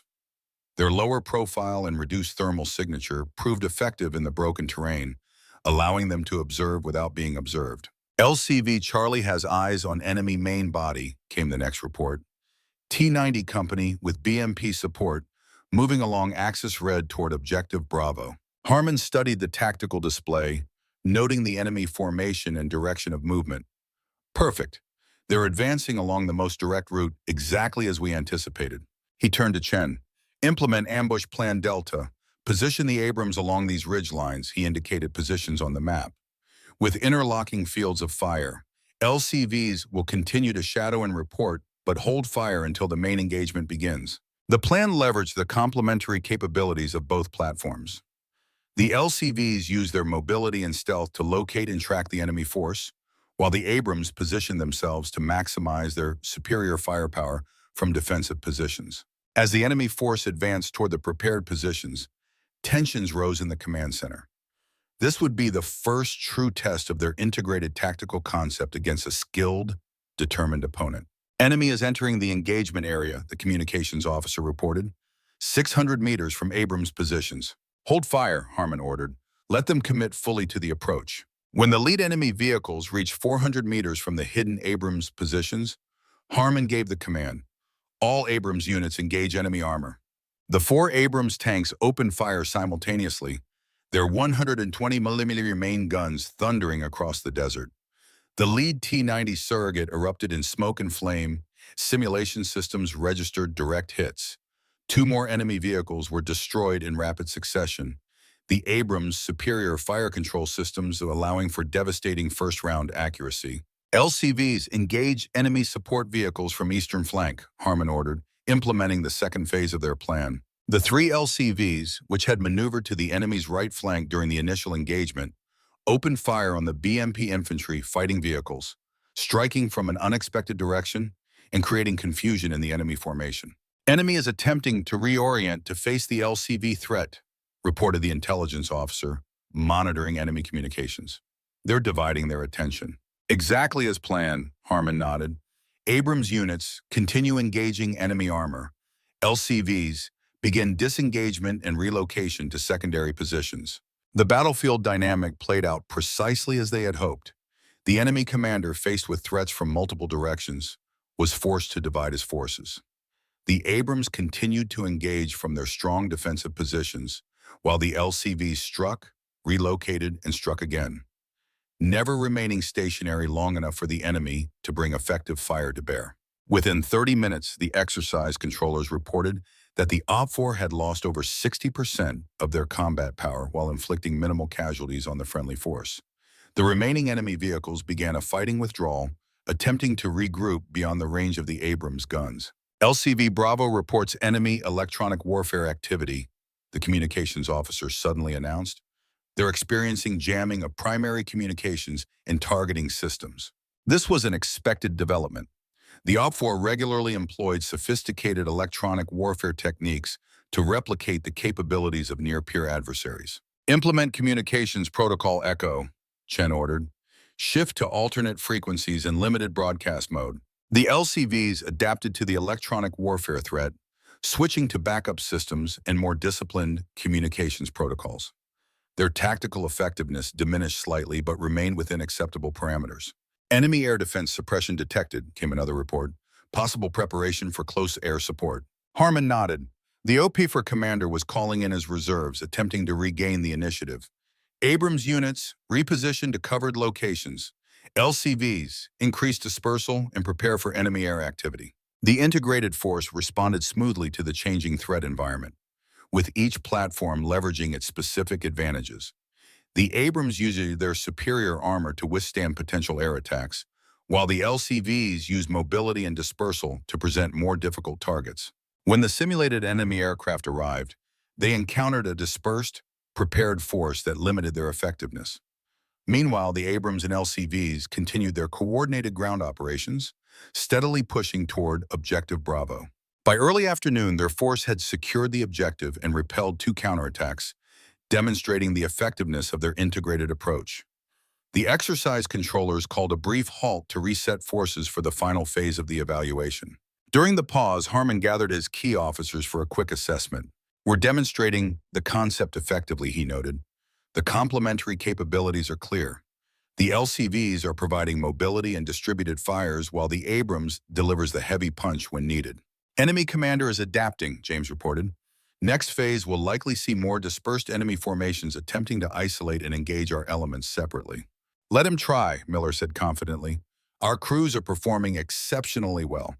The integrated communications are allowing us to maintain better situational awareness than the OPFOR expected." As they prepared to resume the exercise, a communications officer approached with an urgent message. "Sir, we have a situation developing. Live fire range on the eastern boundary is reporting a vehicle fire. Possible personnel trapped." Harmon frowned. This wasn't part of the exercise. "Details? An M1A2 from the rotation that preceded ours. Ammunition fire reported. Crew may be trapped." The news silenced the group momentarily. Ammunition fires in tanks were among the most dangerous situations in armored warfare, capable of causing catastrophic loss of life if the crew couldn't evacuate. "How far from our position?" Harmon asked. 8 kilometers northeast of Objective Bravo. Harmon turned to Chen. "Suspend the exercise. We need to respond immediately." "Sir," James interjected, "the Abrams would take at least 20 minutes to reach that location given the terrain. The LCVs could be there in under 10. Harmon nodded. "Deploy the LCVs immediately. Have them assess the situation and report back. Alert medical evacuation assets." As the orders were relayed, they moved quickly to a command vehicle with live video feeds from both ground and aerial assets. The overhead drone imagery soon located the stricken tank, smoke pouring from its turret as ammunition cooked off in the intense heat. "Tank is in a wadi with steep sides," the drone operator reported. Standard recovery vehicles can't access the location. Nearest approach is 300 meters, would require personnel to proceed on foot through potentially dangerous area with cooking ammunition. The LCVs arrived at the scene within 9 minutes, their superior mobility allowing them to navigate the difficult terrain more effectively than heavier vehicles could have.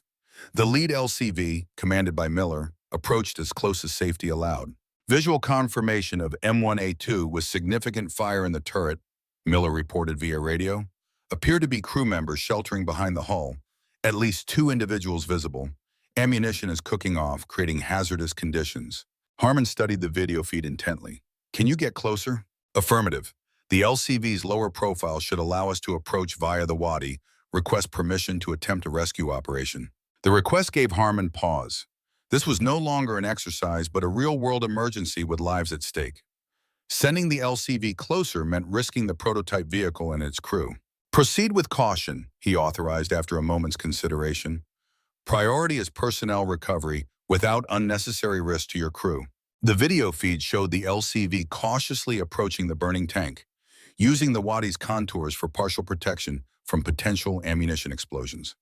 As it neared, they could clearly see 3 crew members huddled behind the tank's hull, one appearing injured. Miller's LCV positioned itself between the burning tank and the stranded crew, using its armored bulk as a shield against potential explosions. The vehicle's rear ramp lowered, and 2 crew members emerged to assist the tank personnel. We have the tank crew, Miller reported moments later. 3 personnel, 1 with burns and possible smoke inhalation, returning to safe area for medical treatment. The LCV reversed carefully up the wadi, carrying the rescued tank crew to safety, just as another massive ammunition explosion rocked the burning vehicle. Had they remained in position, the tank crew might not have survived. As medical personnel treated the injured tankers, Harmon watched the LCV return to the staging area, its armor scorched from the intense heat but otherwise intact.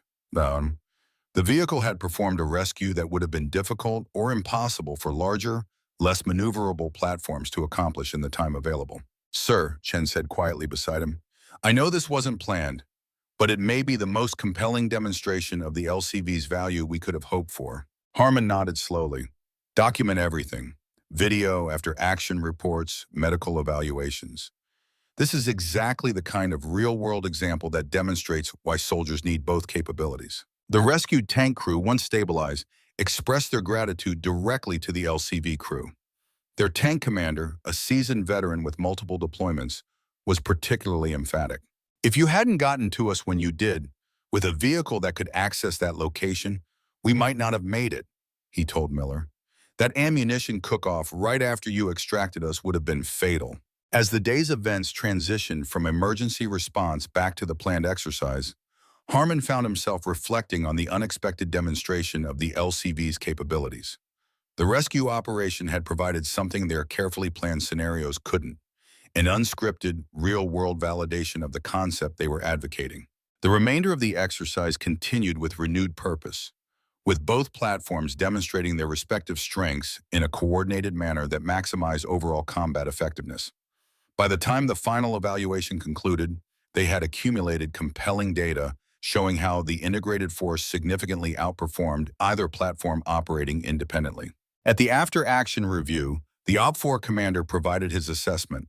Your integrated approach presented us with a complex problem set that was difficult to counter. The combination of distributed, highly mobile forces with concentrated heavy armor forced us to divide our attention and resources in ways that made neither approach fully effective. Harmon nodded appreciatively. That's precisely the effect we're trying to achieve. Create multiple dilemmas for the enemy with no single solution.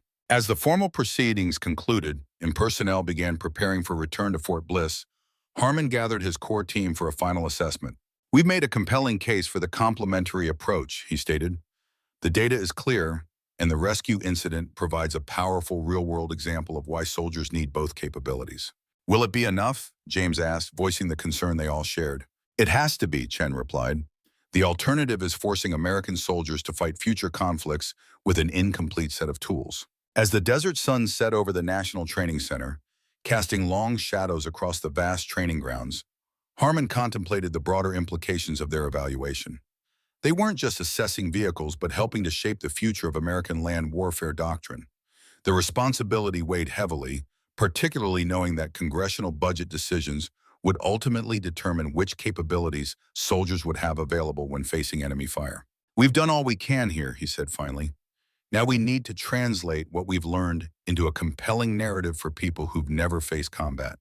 That's our next challenge." The convoy departed Fort Irwin the following morning, returning to Fort Bliss, where they would compile their findings and prepare the critical report that could determine the future of American armored warfare. The LCVs, bearing the scars of their rescue operation alongside the dust and grime of tactical maneuvers, led the formation across the desert landscape, their lower profiles contrasting with the massive Abrams tanks following behind. The image seemed to Harmon a fitting representation of their findings. Different platforms with different characteristics, each valuable in its own right, stronger together than either could be alone. Now they just needed to convince those holding the purse strings that this wasn't an either-or proposition, but a both-and necessity for America's warfighters. Chapter 8, The Harder Fight. The conference room at Fort Bliss hummed with activity as Harmon's evaluation team compiled their findings into a comprehensive report. Large displays showed performance data, tactical analyses, and video footage from the NTC exercise. The rescue incident featured prominently, providing powerful visual evidence of the LCV's unique capabilities. "We're organizing the report in 3 sections," Chen explained, gesturing to the main display: technical performance metrics, tactical employment doctrine, and operational impact analysis. The last section translates technical data into concrete operational outcomes, focusing on how the complementary capabilities enhance overall force effectiveness. Harmon nodded approvingly. "Good. The congressional staffers won't understand the technical details, but they'll grasp the operational implications if we present them clearly. We've also prepared a cost analysis comparing 3 scenarios," Johnston added.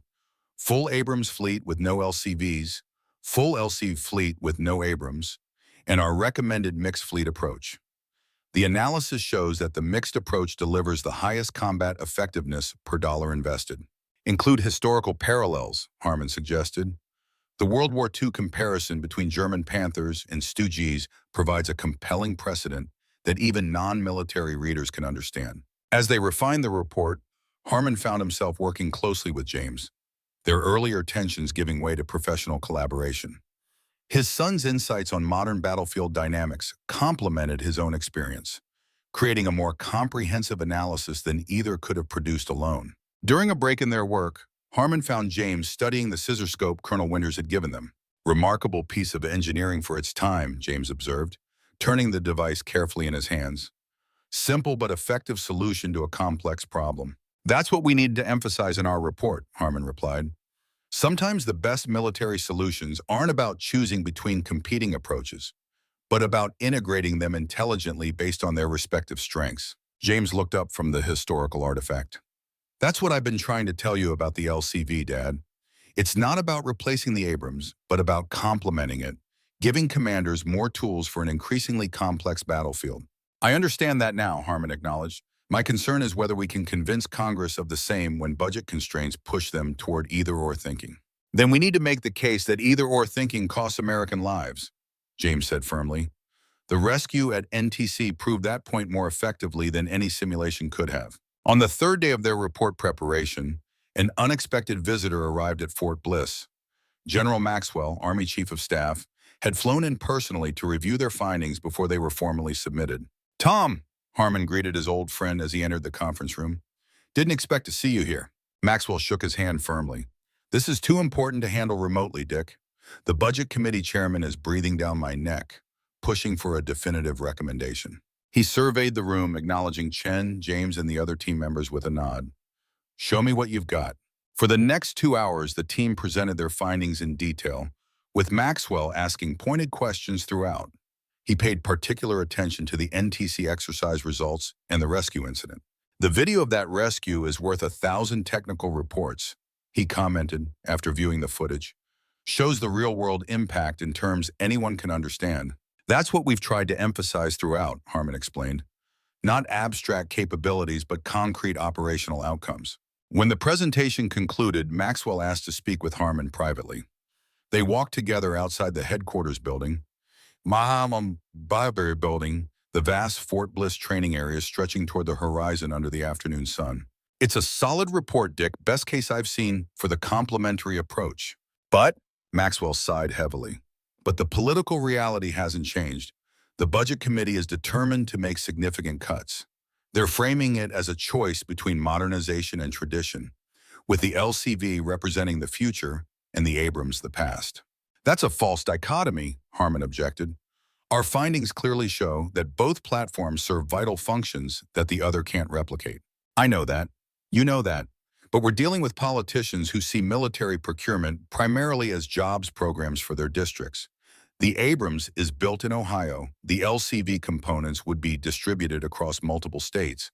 Those considerations often outweigh tactical realities. Harmon absorbed this sobering assessment. So what's our best approach? Make the human element central to your final report, Maxwell advised. Not just data points, but the tangible impact on American soldiers. The rescue incident gives Yaramu a powerful narrative. Lead with that, then support it with the technical analysis. He paused, looking Harmon directly in the eye. And be prepared to testify before the committee. They're planning hearings next month. Your reputation and combat record give you credibility they can't easily dismiss. The prospect of congressional testimony wasn't one Harmon had anticipated, but he recognized its importance. I'll be ready, but I won't compromise my findings to fit political preferences. I'd be disappointed if you did, Maxwell smiled grimly. Just be prepared for questions designed to force you into supporting one program over the other.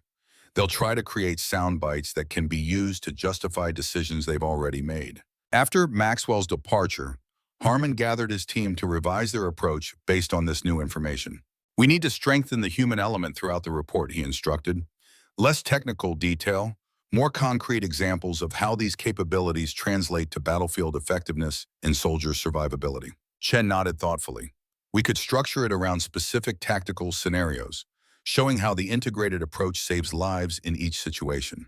Exactly, and we needed personal statements from the crews involved in the NTC exercise, particularly the tank crew that was rescued by the LCV.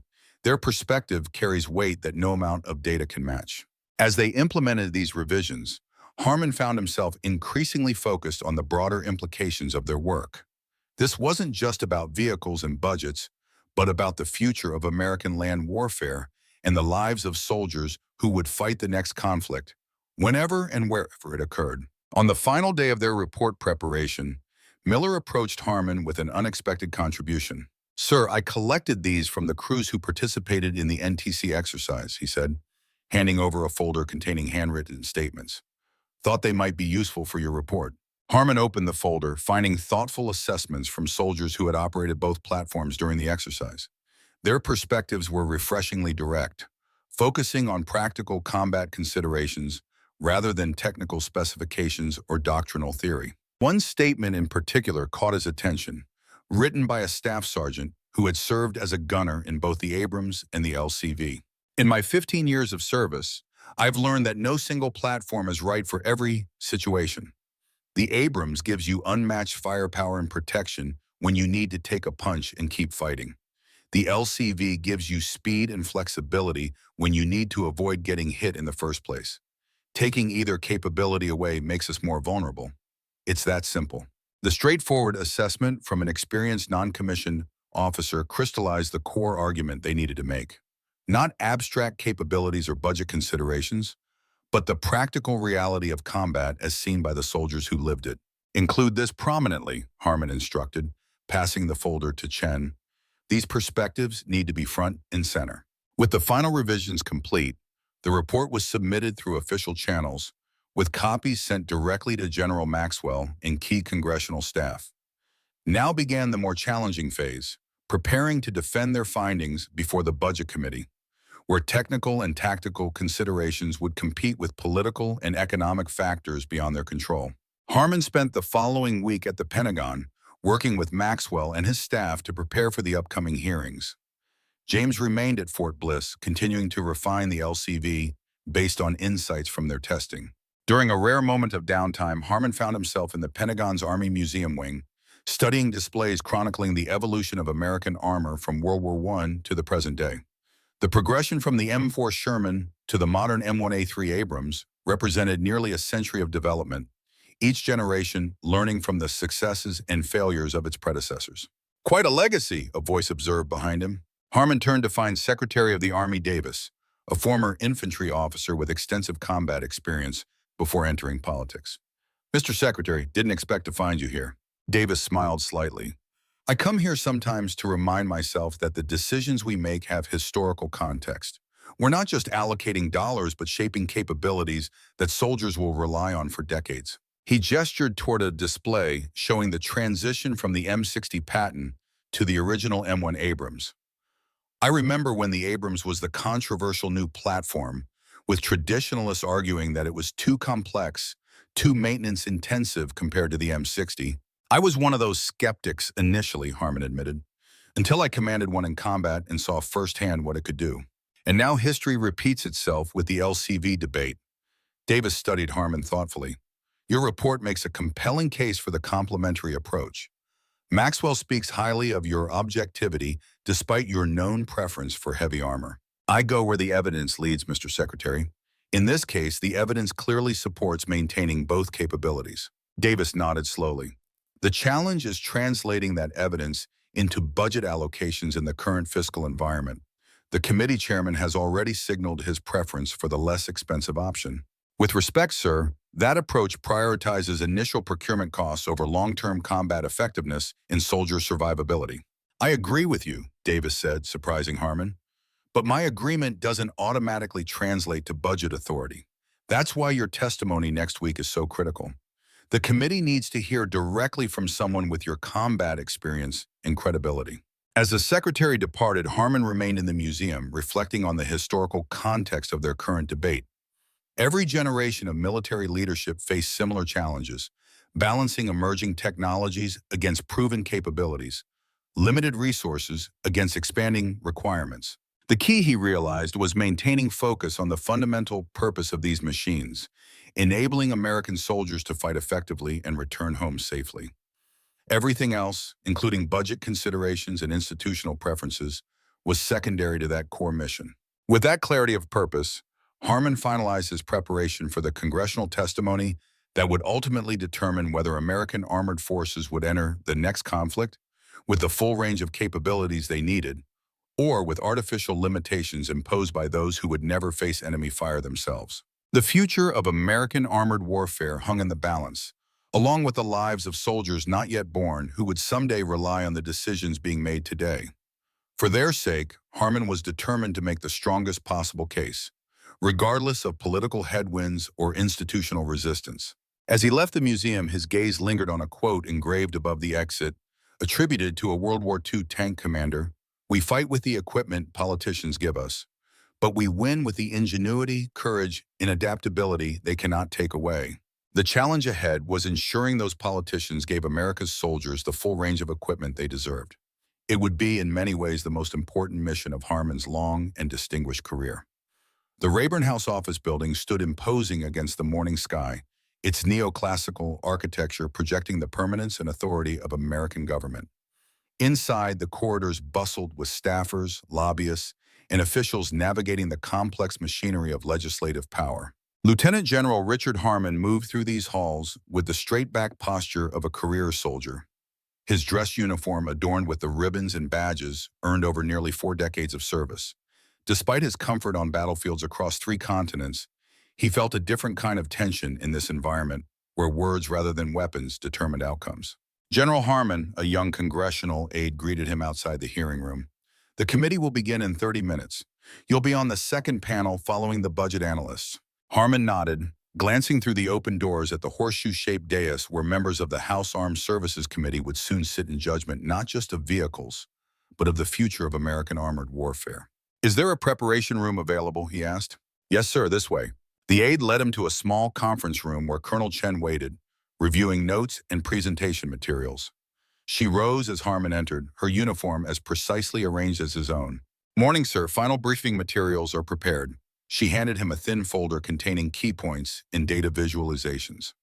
We've distilled the 1,000-page report down to the most compelling elements, as General Maxwell suggested. Harmon reviewed the materials with a critical eye.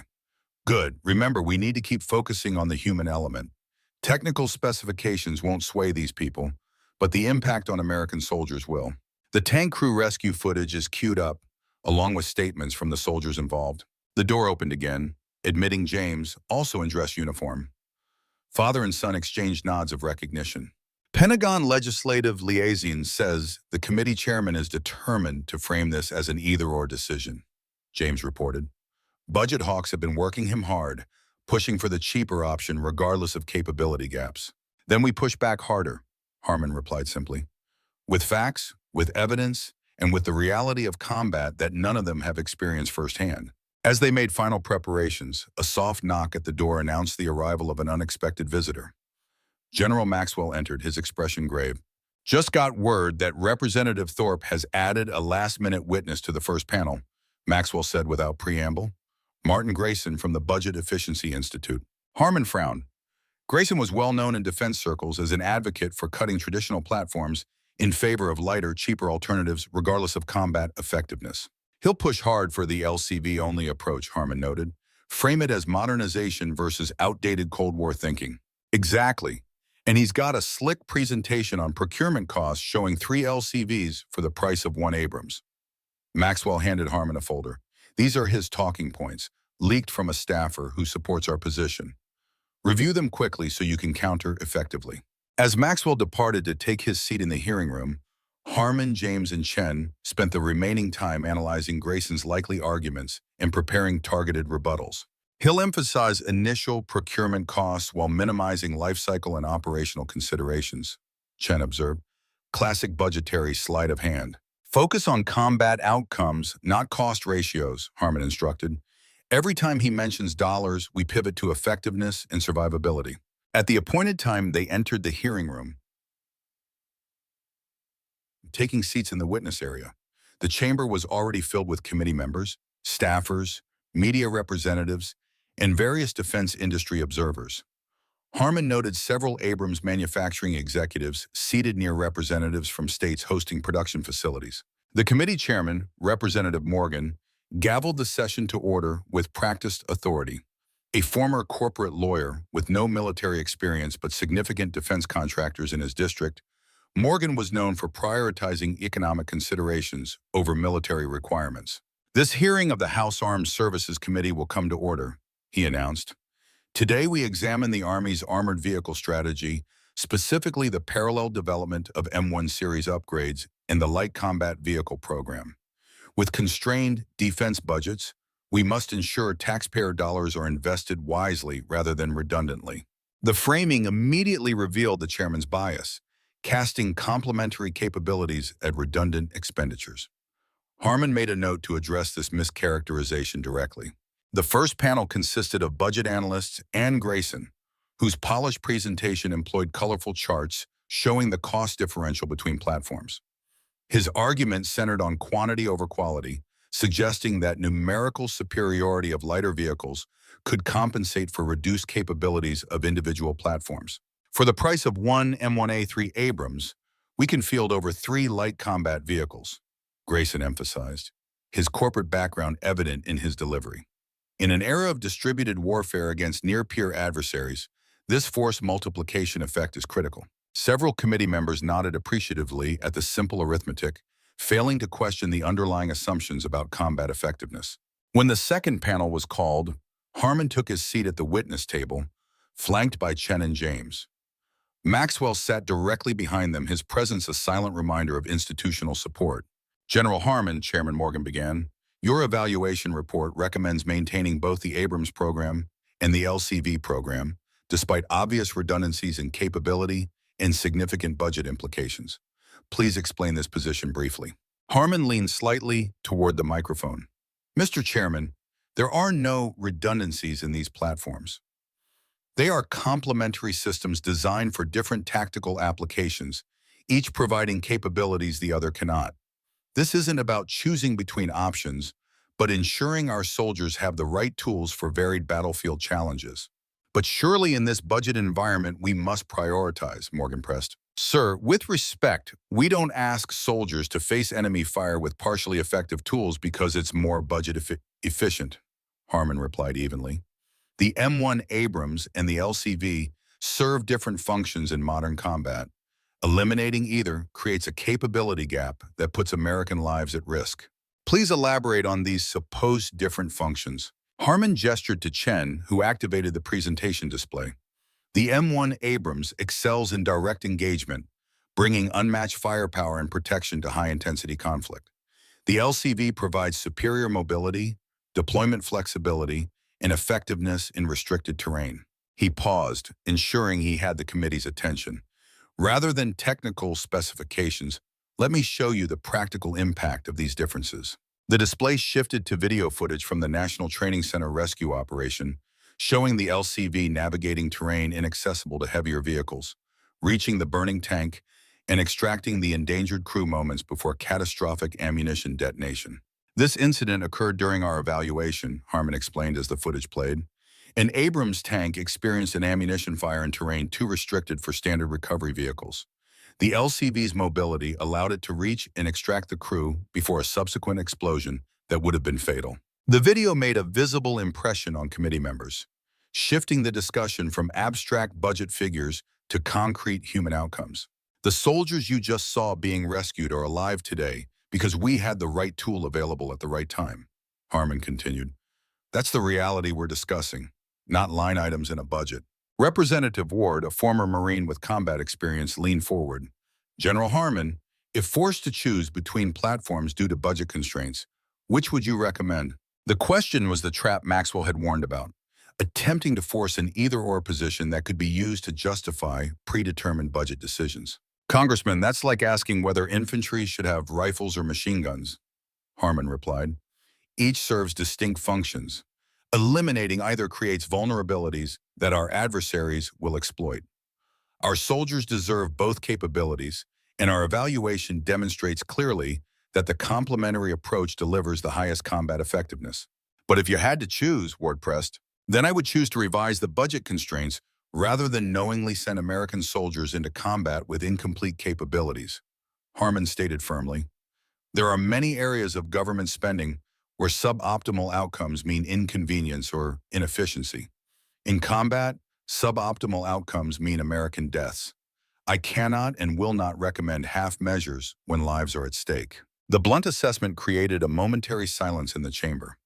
Even Chairman Morgan seemed taken aback by the moral clarity of the position. Representative Collins, whose district included major Abrams manufacturing facilities, saw an opening. General, isn't it true that the Abrams has proven itself in multiple conflicts, while the LCV remains untested in actual combat?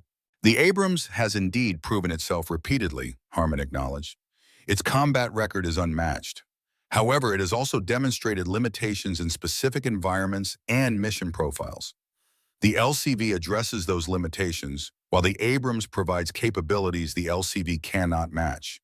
That's precisely why we need both platforms.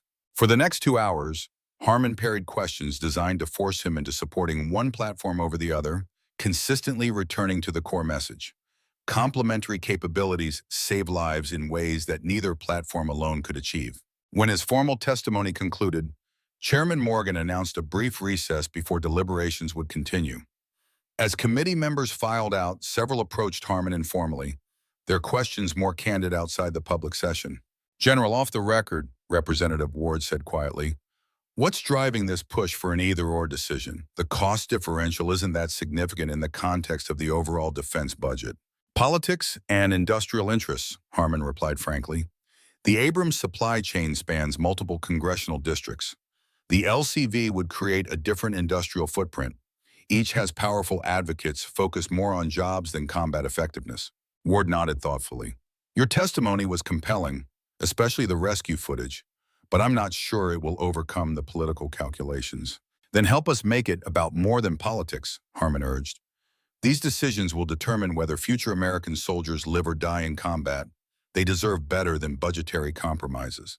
As they exited the hearing room, Maxwell intercepted them in the corridor. You did well in there, Dick. Stayed on message, didn't let them bait you into choosing sides. Will it be enough? Maxwell shrugged slightly. Hard to tell. The rescue footage made an impression, but the budget hawks still control the committee majority.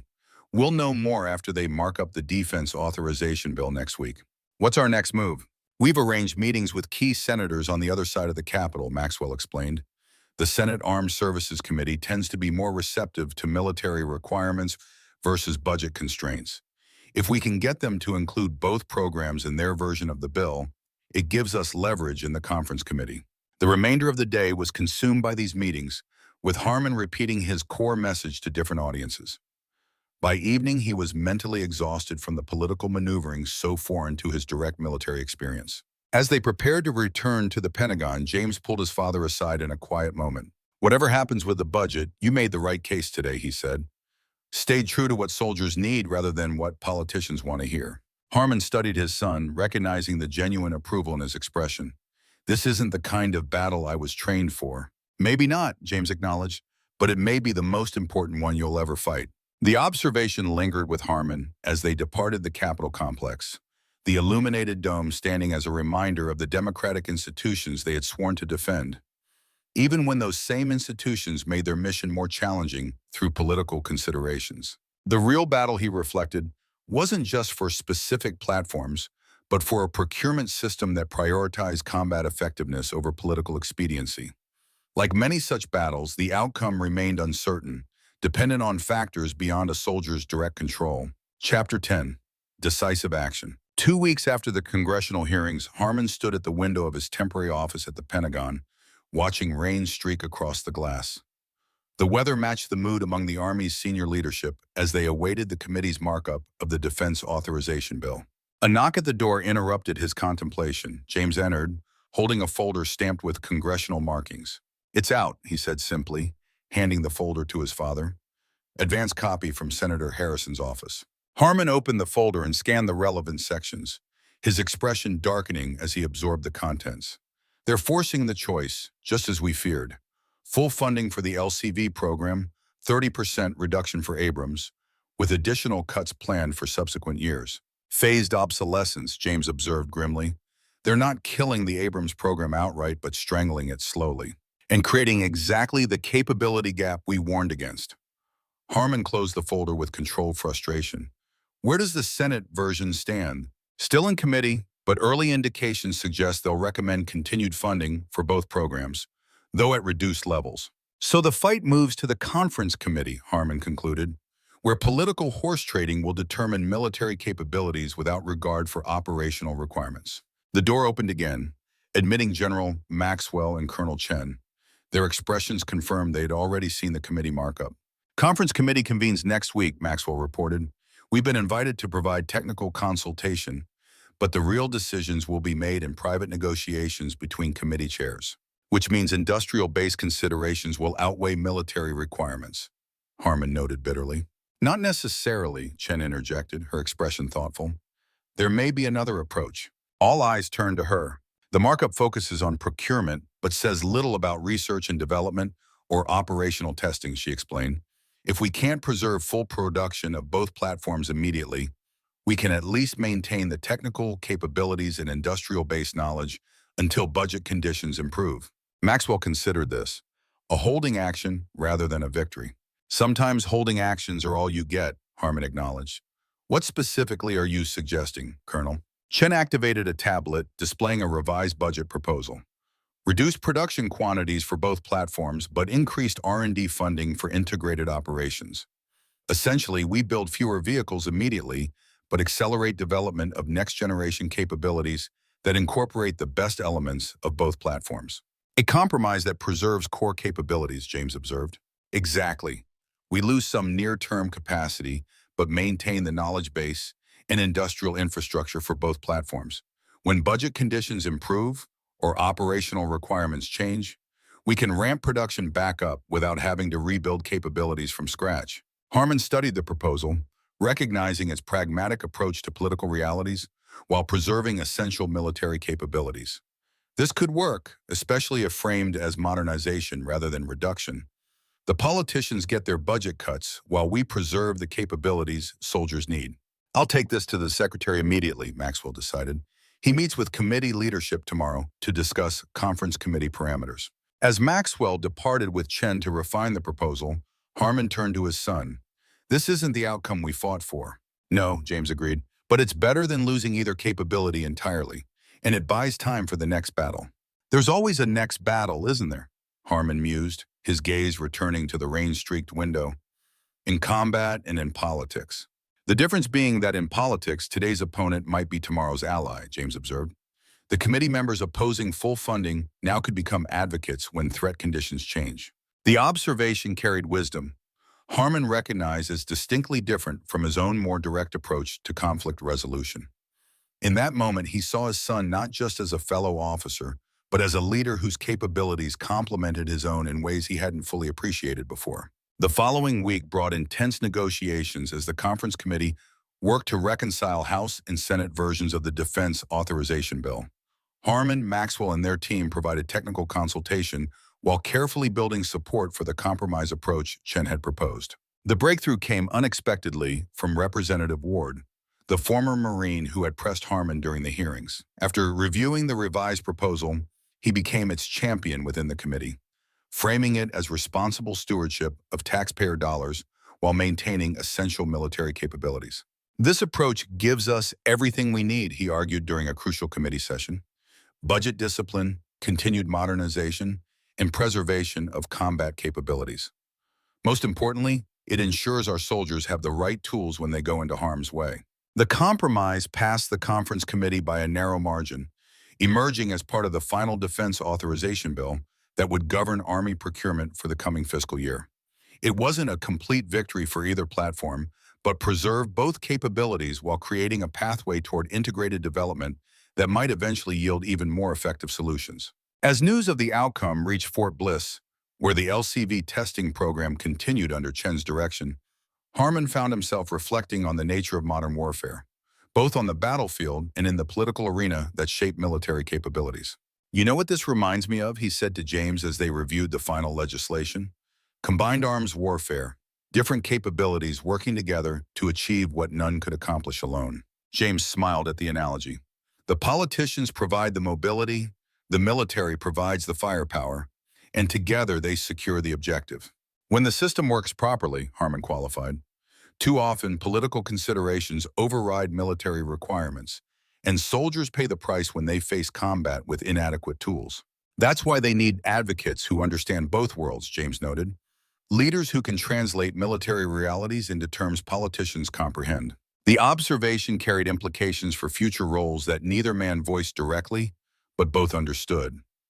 The battle for appropriate military capabilities wasn't a one-time engagement, but an ongoing campaign requiring persistent leadership across generational transitions. As the rain finally cleared, allowing sunlight to break through the clouds over the Pentagon, Harmon received an unexpected call from Fort Knox. The armor school commandant, who had temporarily replaced him during the LCV evaluation, was requesting his immediate return for a critical development in training doctrine. "They want us both back at Knox," Harmon informed his son after ending the call. "Something about establishing a new training center for integrated armor operations." James raised an eyebrow. "Both of us?" "Apparently, our experience with the LCV evaluation makes us uniquely qualified to develop the training protocols for combined platform operations." The request represented institutional acknowledgement of their work and the approach they had advocated. It wasn't just a political compromise, but a genuine evolution in armored warfare doctrine, recognizing the complementary value of diverse capabilities. 2 days later, they departed Washington for Kentucky, leaving behind the political battlegrounds for the more familiar terrain of military training and doctrine development. The future of American armored warfare remained uncertain in its details, but clearer in its direction. An integrated approach leveraging diverse platforms for maximum effectiveness rather than over-reliance on any single capability. As their aircraft approached Fort Knox, Harmon gazed down at the sprawling training areas where generations of armor officers had learned their craft. Soon, those same grounds would host a new generation of leaders trained in integrated operations across multiple platforms, each understanding the strengths and limitations of diverse systems rather than dogmatic adherence to a single approach. "Full circle," he commented to James. "My career began at Knox as a lieutenant learning to command a single tank. It appears it will end there, helping develop doctrine for an entirely new approach to armored warfare." Not ending, James corrected. Evolving, just like the branch itself. Harmon nodded, acknowledging the truth in his son's perspective. The journey wasn't ending, but transforming, much like the armored forces they had both served throughout their careers. What appeared at first as conflict between tradition and innovation had revealed itself as evolutionary progression, each generation building upon the foundations laid by its predecessors while adapting to changing conditions. The aircraft touched down on the Kentucky airfield, bringing them back to the heart of the armor branch, where the next chapter in their shared journey and an American armored warfare doctrine would soon begin. Chapter 11, A New Direction. 6 months later, Fort Knox bustled with activity as preparations finalized for the dedication ceremony of the newly established Combined Arms Maneuver Training Center. What had begun as a compromised budget approach had evolved into a comprehensive doctrine development initiative, with Harmon and James at its center.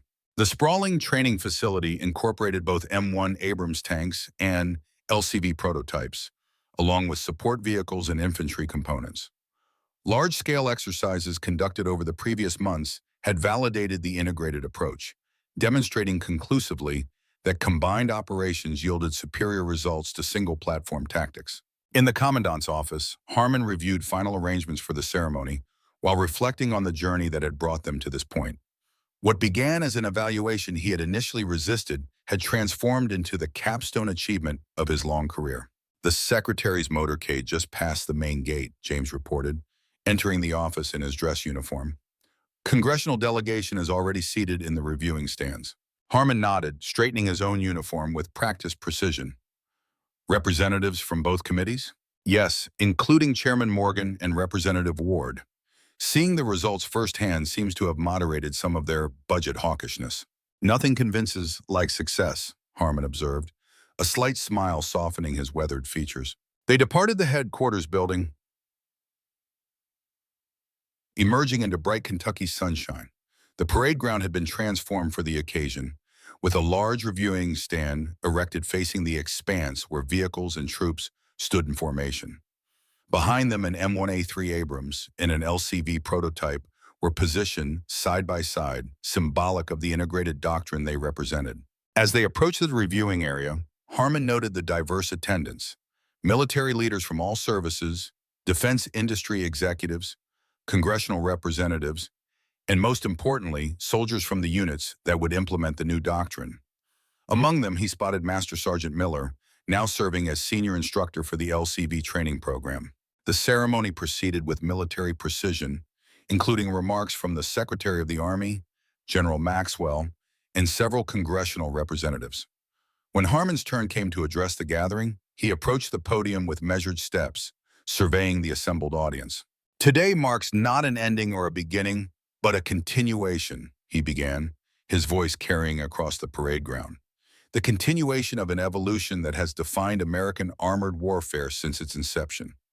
From the M4 Sherman to the M1 Abrams, from the M113 to the LCV, we have consistently adapted our capabilities to meet emerging threats while preserving the core principles that bring our soldiers home alive. He gestured toward the vehicles displayed behind him. These platforms represent not competing philosophies, but complementary capabilities. The strength of one compensating for the limitations of the other. Together, they provide our commanders the full spectrum of options needed to confront the diverse challenges of modern warfare. His gaze found Representative Morgan in the audience. Some questioned whether we needed both capabilities, whether we could afford the investment. I would suggest that the only thing we cannot afford is sending American soldiers into combat with anything less than the full range of tools they need to succeed and survive. Harmon concluded by recognizing the teams that had developed both platforms and the soldiers who would employ them in future conflicts. As he returned to his seat, the polite applause suggested his message had resonated, particularly among those who understood the practical realities of combat beyond budget considerations. Following the formal ceremony, guests were invited to observe a demonstration of integrated operations, with Abrams and LCV units executing coordinated maneuvers across the training area. The practical demonstration proved more persuasive than any speech, showing clearly how the platforms complemented each other in varied tactical situations. During the demonstration, Harmon found himself standing beside Representative Ward, who watched with evident interest as an LCV platoon executed a rapid flanking maneuver, while Abrams tanks provided overwhelming frontal firepower. Impressive coordination, Ward commented. The speed differential between platforms would seem to create synchronization challenges. That's precisely why we've developed specific doctrine for integrated operations, Harmon explained, using each platform where its characteristics provide maximum advantage while compensating for the other's limitations. Ward nodded thoughtfully. The budget compromise seems to have yielded better results than either side anticipated. Sometimes constraints drive innovation. Sometimes, Harmon acknowledged, though I'd prefer innovation driven by operational requirements rather than arbitrary budget limits. In a perfect world, perhaps, Ward smiled slightly. In the real world, we balance competing priorities as best we can. The important thing is that soldiers will have both capabilities available when needed. As the demonstration concluded, Harmon was approached by Colonel Chen, recently promoted and now serving as technical director for the training center. "General, there's someone who wanted to meet you," she said, gesturing toward an elderly man in civilian clothes, supported by a cane but standing with unmistakable military bearing. "Colonel Winters," Harmon recognized the World War II veteran with surprise. "I didn't expect to see you here." "Wouldn't have missed it," Winters replied, his eyes bright despite his advanced age. "Not often you get to see history acknowledge its lessons." Harmon introduced Winters to several nearby officials, explaining his role in providing historical perspective on the Stoogie 3 that had influenced their approach to the LCV concept. The Germans learned through bitter experience that different platforms serve different purposes, Winters explained to the gathering. Their mistake was starting with specialized designs, then trying to make them universal. You've wisely gone the other direction, taking proven universal platforms and developing specialized variants for specific missions. The historical perspective resonated with the military officers present, many of whom recognized the pattern across multiple weapon systems beyond armored vehicles. Specialized and general-purpose capabilities had always existed in tension, with the most effective forces finding the appropriate balance between them. As the event transitioned to a reception, Harmon found a moment alone with James, watching as military and civilian leaders mingled, discussing the future of American armored warfare. "So what comes next?" James asked. "For the program and for you?" Harmon considered the question. "The program will continue evolving. The compromised budget approach has stabilized, giving both platforms breathing room to develop according to operational requirements rather than political considerations." "And for you, retirement is coming up." 4 months, Harmon nodded. "After 40 years, it's time to pass the torch." "Any regrets about how this played out?" Harmon watched as a group of young lieutenants examined the LCV prototype, their animated discussion suggesting genuine enthusiasm for its capabilities. "Initially, I saw this evaluation as a threat to everything I'd believed about armored warfare. Now I see it as the natural evolution of the branch, not replacing what came before but building upon it." He turned to face his son directly. "The only regret would have been failing to adapt, clinging to familiar concepts when reality demanded something more. Fortunately, I had people around me who helped me see beyond my own perspective." James acknowledged the implicit recognition with a slight nod. "The branch is stronger for having both capabilities. As is this family," Harmon added, "for having both perspectives." The moment of personal connection was interrupted as General Maxwell approached, accompanied by the Secretary of the Army. "Dick, the Secretary has a proposal regarding your retirement plans," Maxwell said. "One I think you'll find interesting." The conversation that followed would shape the final months of Harmon's active service and his transition to retirement. But the core accomplishment had already been secured. American armored forces would move forward with complementary capabilities, prepared to meet diverse threats with appropriate responses, rather than forced to adapt inadequate tools to varying challenges. As the Kentucky sunset cast long shadows across the training grounds, highlighting the silhouettes of vehicles that represented both tradition and innovation, Harmon reflected on the journey that had brought them to this point. What began as resistance had transformed into acceptance and finally into advocacy, not just for specific platforms, but for an approach to warfare that valued diverse capabilities over dogmatic adherence to singular solutions. The lesson extended beyond armored vehicles to leadership itself, reminding him that effectiveness came not from rigid adherence to familiar patterns, but from thoughtful adaptation to changing conditions. It was a lesson he had learned late in his career, but one that would inform his legacy as he prepared to pass responsibility to the next generation of leaders, including his own son. Chapter 12, Steel Legacy. The retirement ceremony took place on a perfect spring morning at Fort Knox, with sunlight gleaming off the polished surfaces of the vehicles assembled for the occasion. After 40 years of service, Lieutenant General Richard Harmon was formally transferring responsibility to his successor, surrounded by family, colleagues, and the machines that had defined his career. In accordance with tradition, an honor guard presented arms as Harmon reviewed the assembled troops one final time. Among the formations stood representatives of every unit he had commanded, from his first platoon to his final assignment. Behind them, an M1 Abrams and an LCV stood side by side, symbols of the evolution he had witnessed and ultimately embraced. The ceremony proceeded with the time-honored rituals of military transition: the reading of orders, the presentation of awards, the passing of unit colors. Throughout, Harmon maintained the stoic dignity expected of a senior officer, though those who knew him well could detect the emotion behind his disciplined exterior. When the time came for his remarks, he approached the podium with measured steps, surveying the gathering one last time as an active duty officer. 40 years ago, I took an oath to support and defend the Constitution of the United States against all enemies, foreign and domestic, he began, his voice carrying across the parade ground. Today, I reaffirm that oath even as I transition to the next phase of my life in service. He gestured toward the assembled soldiers. Throughout my career, it has been my privilege to serve alongside the finest men and women our nation produces. From desert battlefields to Pentagon corridors, I have witnessed courage, commitment, and character that reaffirms my faith in America and its future. His gaze moved to the vehicles positioned behind the formations. I have also witnessed the evolution of our branch, from the tanks I first commanded to the integrated systems we employ today. That evolution continues as it must, adapting to changing threats while preserving the core principles that have kept American soldiers alive in the crucible of combat. Harmon paused, his eyes finding James among the officers seated near the front. Perhaps the most important lesson of my career is that progress doesn't mean abandoning tradition. It means building upon foundation stones laid by previous generations while adapting to present realities. The wisdom of experience combined with the innovation of fresh perspective.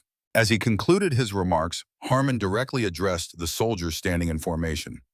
Remember always that the platforms you operate, the weapons you employ, the tactics you execute, all serve a single purpose: accomplishing the mission while bringing your fellow soldiers home alive.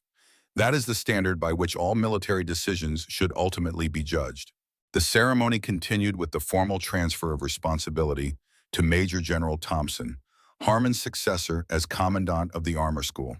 Following tradition, Harmon was then escorted from the parade ground, marking his symbolic departure from active service. At the reception that followed, he found himself surrounded by well-wishers from throughout his career, from former platoon sergeants now serving as senior non-commissioned officers to fellow generals who had shared his journey through the ranks. Among the guests, he spotted Colonel Winters, the World War II veteran whose historical insights had proven so valuable during the LCV evaluation. Despite his advanced age, Winters had made the journey to honor Harmon's retirement. "Colonel, I'm honored you could be here," Harmon greeted him warmly. Winters smiled, leaning on his cane. "Wouldn't have missed it.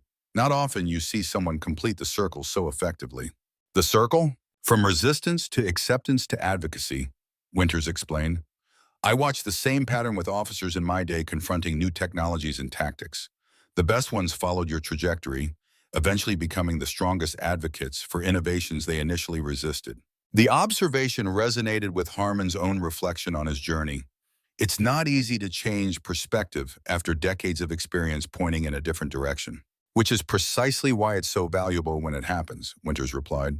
"Experience tempers innovation, preventing reckless change while allowing necessary adaptation." As the reception continued, Harmon found a moment alone with James, who would remain at Fort Knox, continuing the work they had begun together. "So retirement," James said. "What comes next?" "The Secretary has asked me to chair a commission on future combat systems," Harmon revealed, "evaluating next-generation concepts beyond the current platforms. Apparently, my balanced perspective makes me uniquely qualified." James smiled at the irony. From skeptic to authority in one career arc. "Life rarely follows the path we expect," Harmon acknowledged. "The important thing is learning along the way." Their conversation was interrupted by the approach of Master Sergeant Miller, who presented Harmon with an unexpected retirement gift, a shadow box containing models of every tank he had commanded throughout his career, from his lieutenant days to his final assignment. At the center were miniature versions of the M1 Abrams and the LCV, positioned side by side. From the men who served under your command, sir, Miller said formally, a reminder that different tools serve the same ultimate purpose, mission accomplishment and soldier survival. Harmon accepted the gift with genuine appreciation, recognizing the symbolism beyond the models themselves. Thank you, Sergeant. I'll display this proudly. As the reception wound down, Harmon found himself standing with his family, including his wife Margaret, daughter Elizabeth, and grandchildren, looking out over the training grounds where new generations of armor officers were learning their craft. In the distance, an Abrams and an LCV conducted maneuvers, their coordinated movement demonstrating the integrated doctrine that had emerged from what began as evaluation and had evolved into innovation. Quite a legacy, Dick, Margaret observed, slipping her hand into his. Not just the vehicles, but the thinking behind them.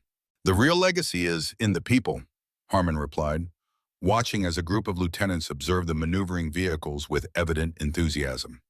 Those who will take the lessons we've learned and apply them to challenges we haven't yet imagined.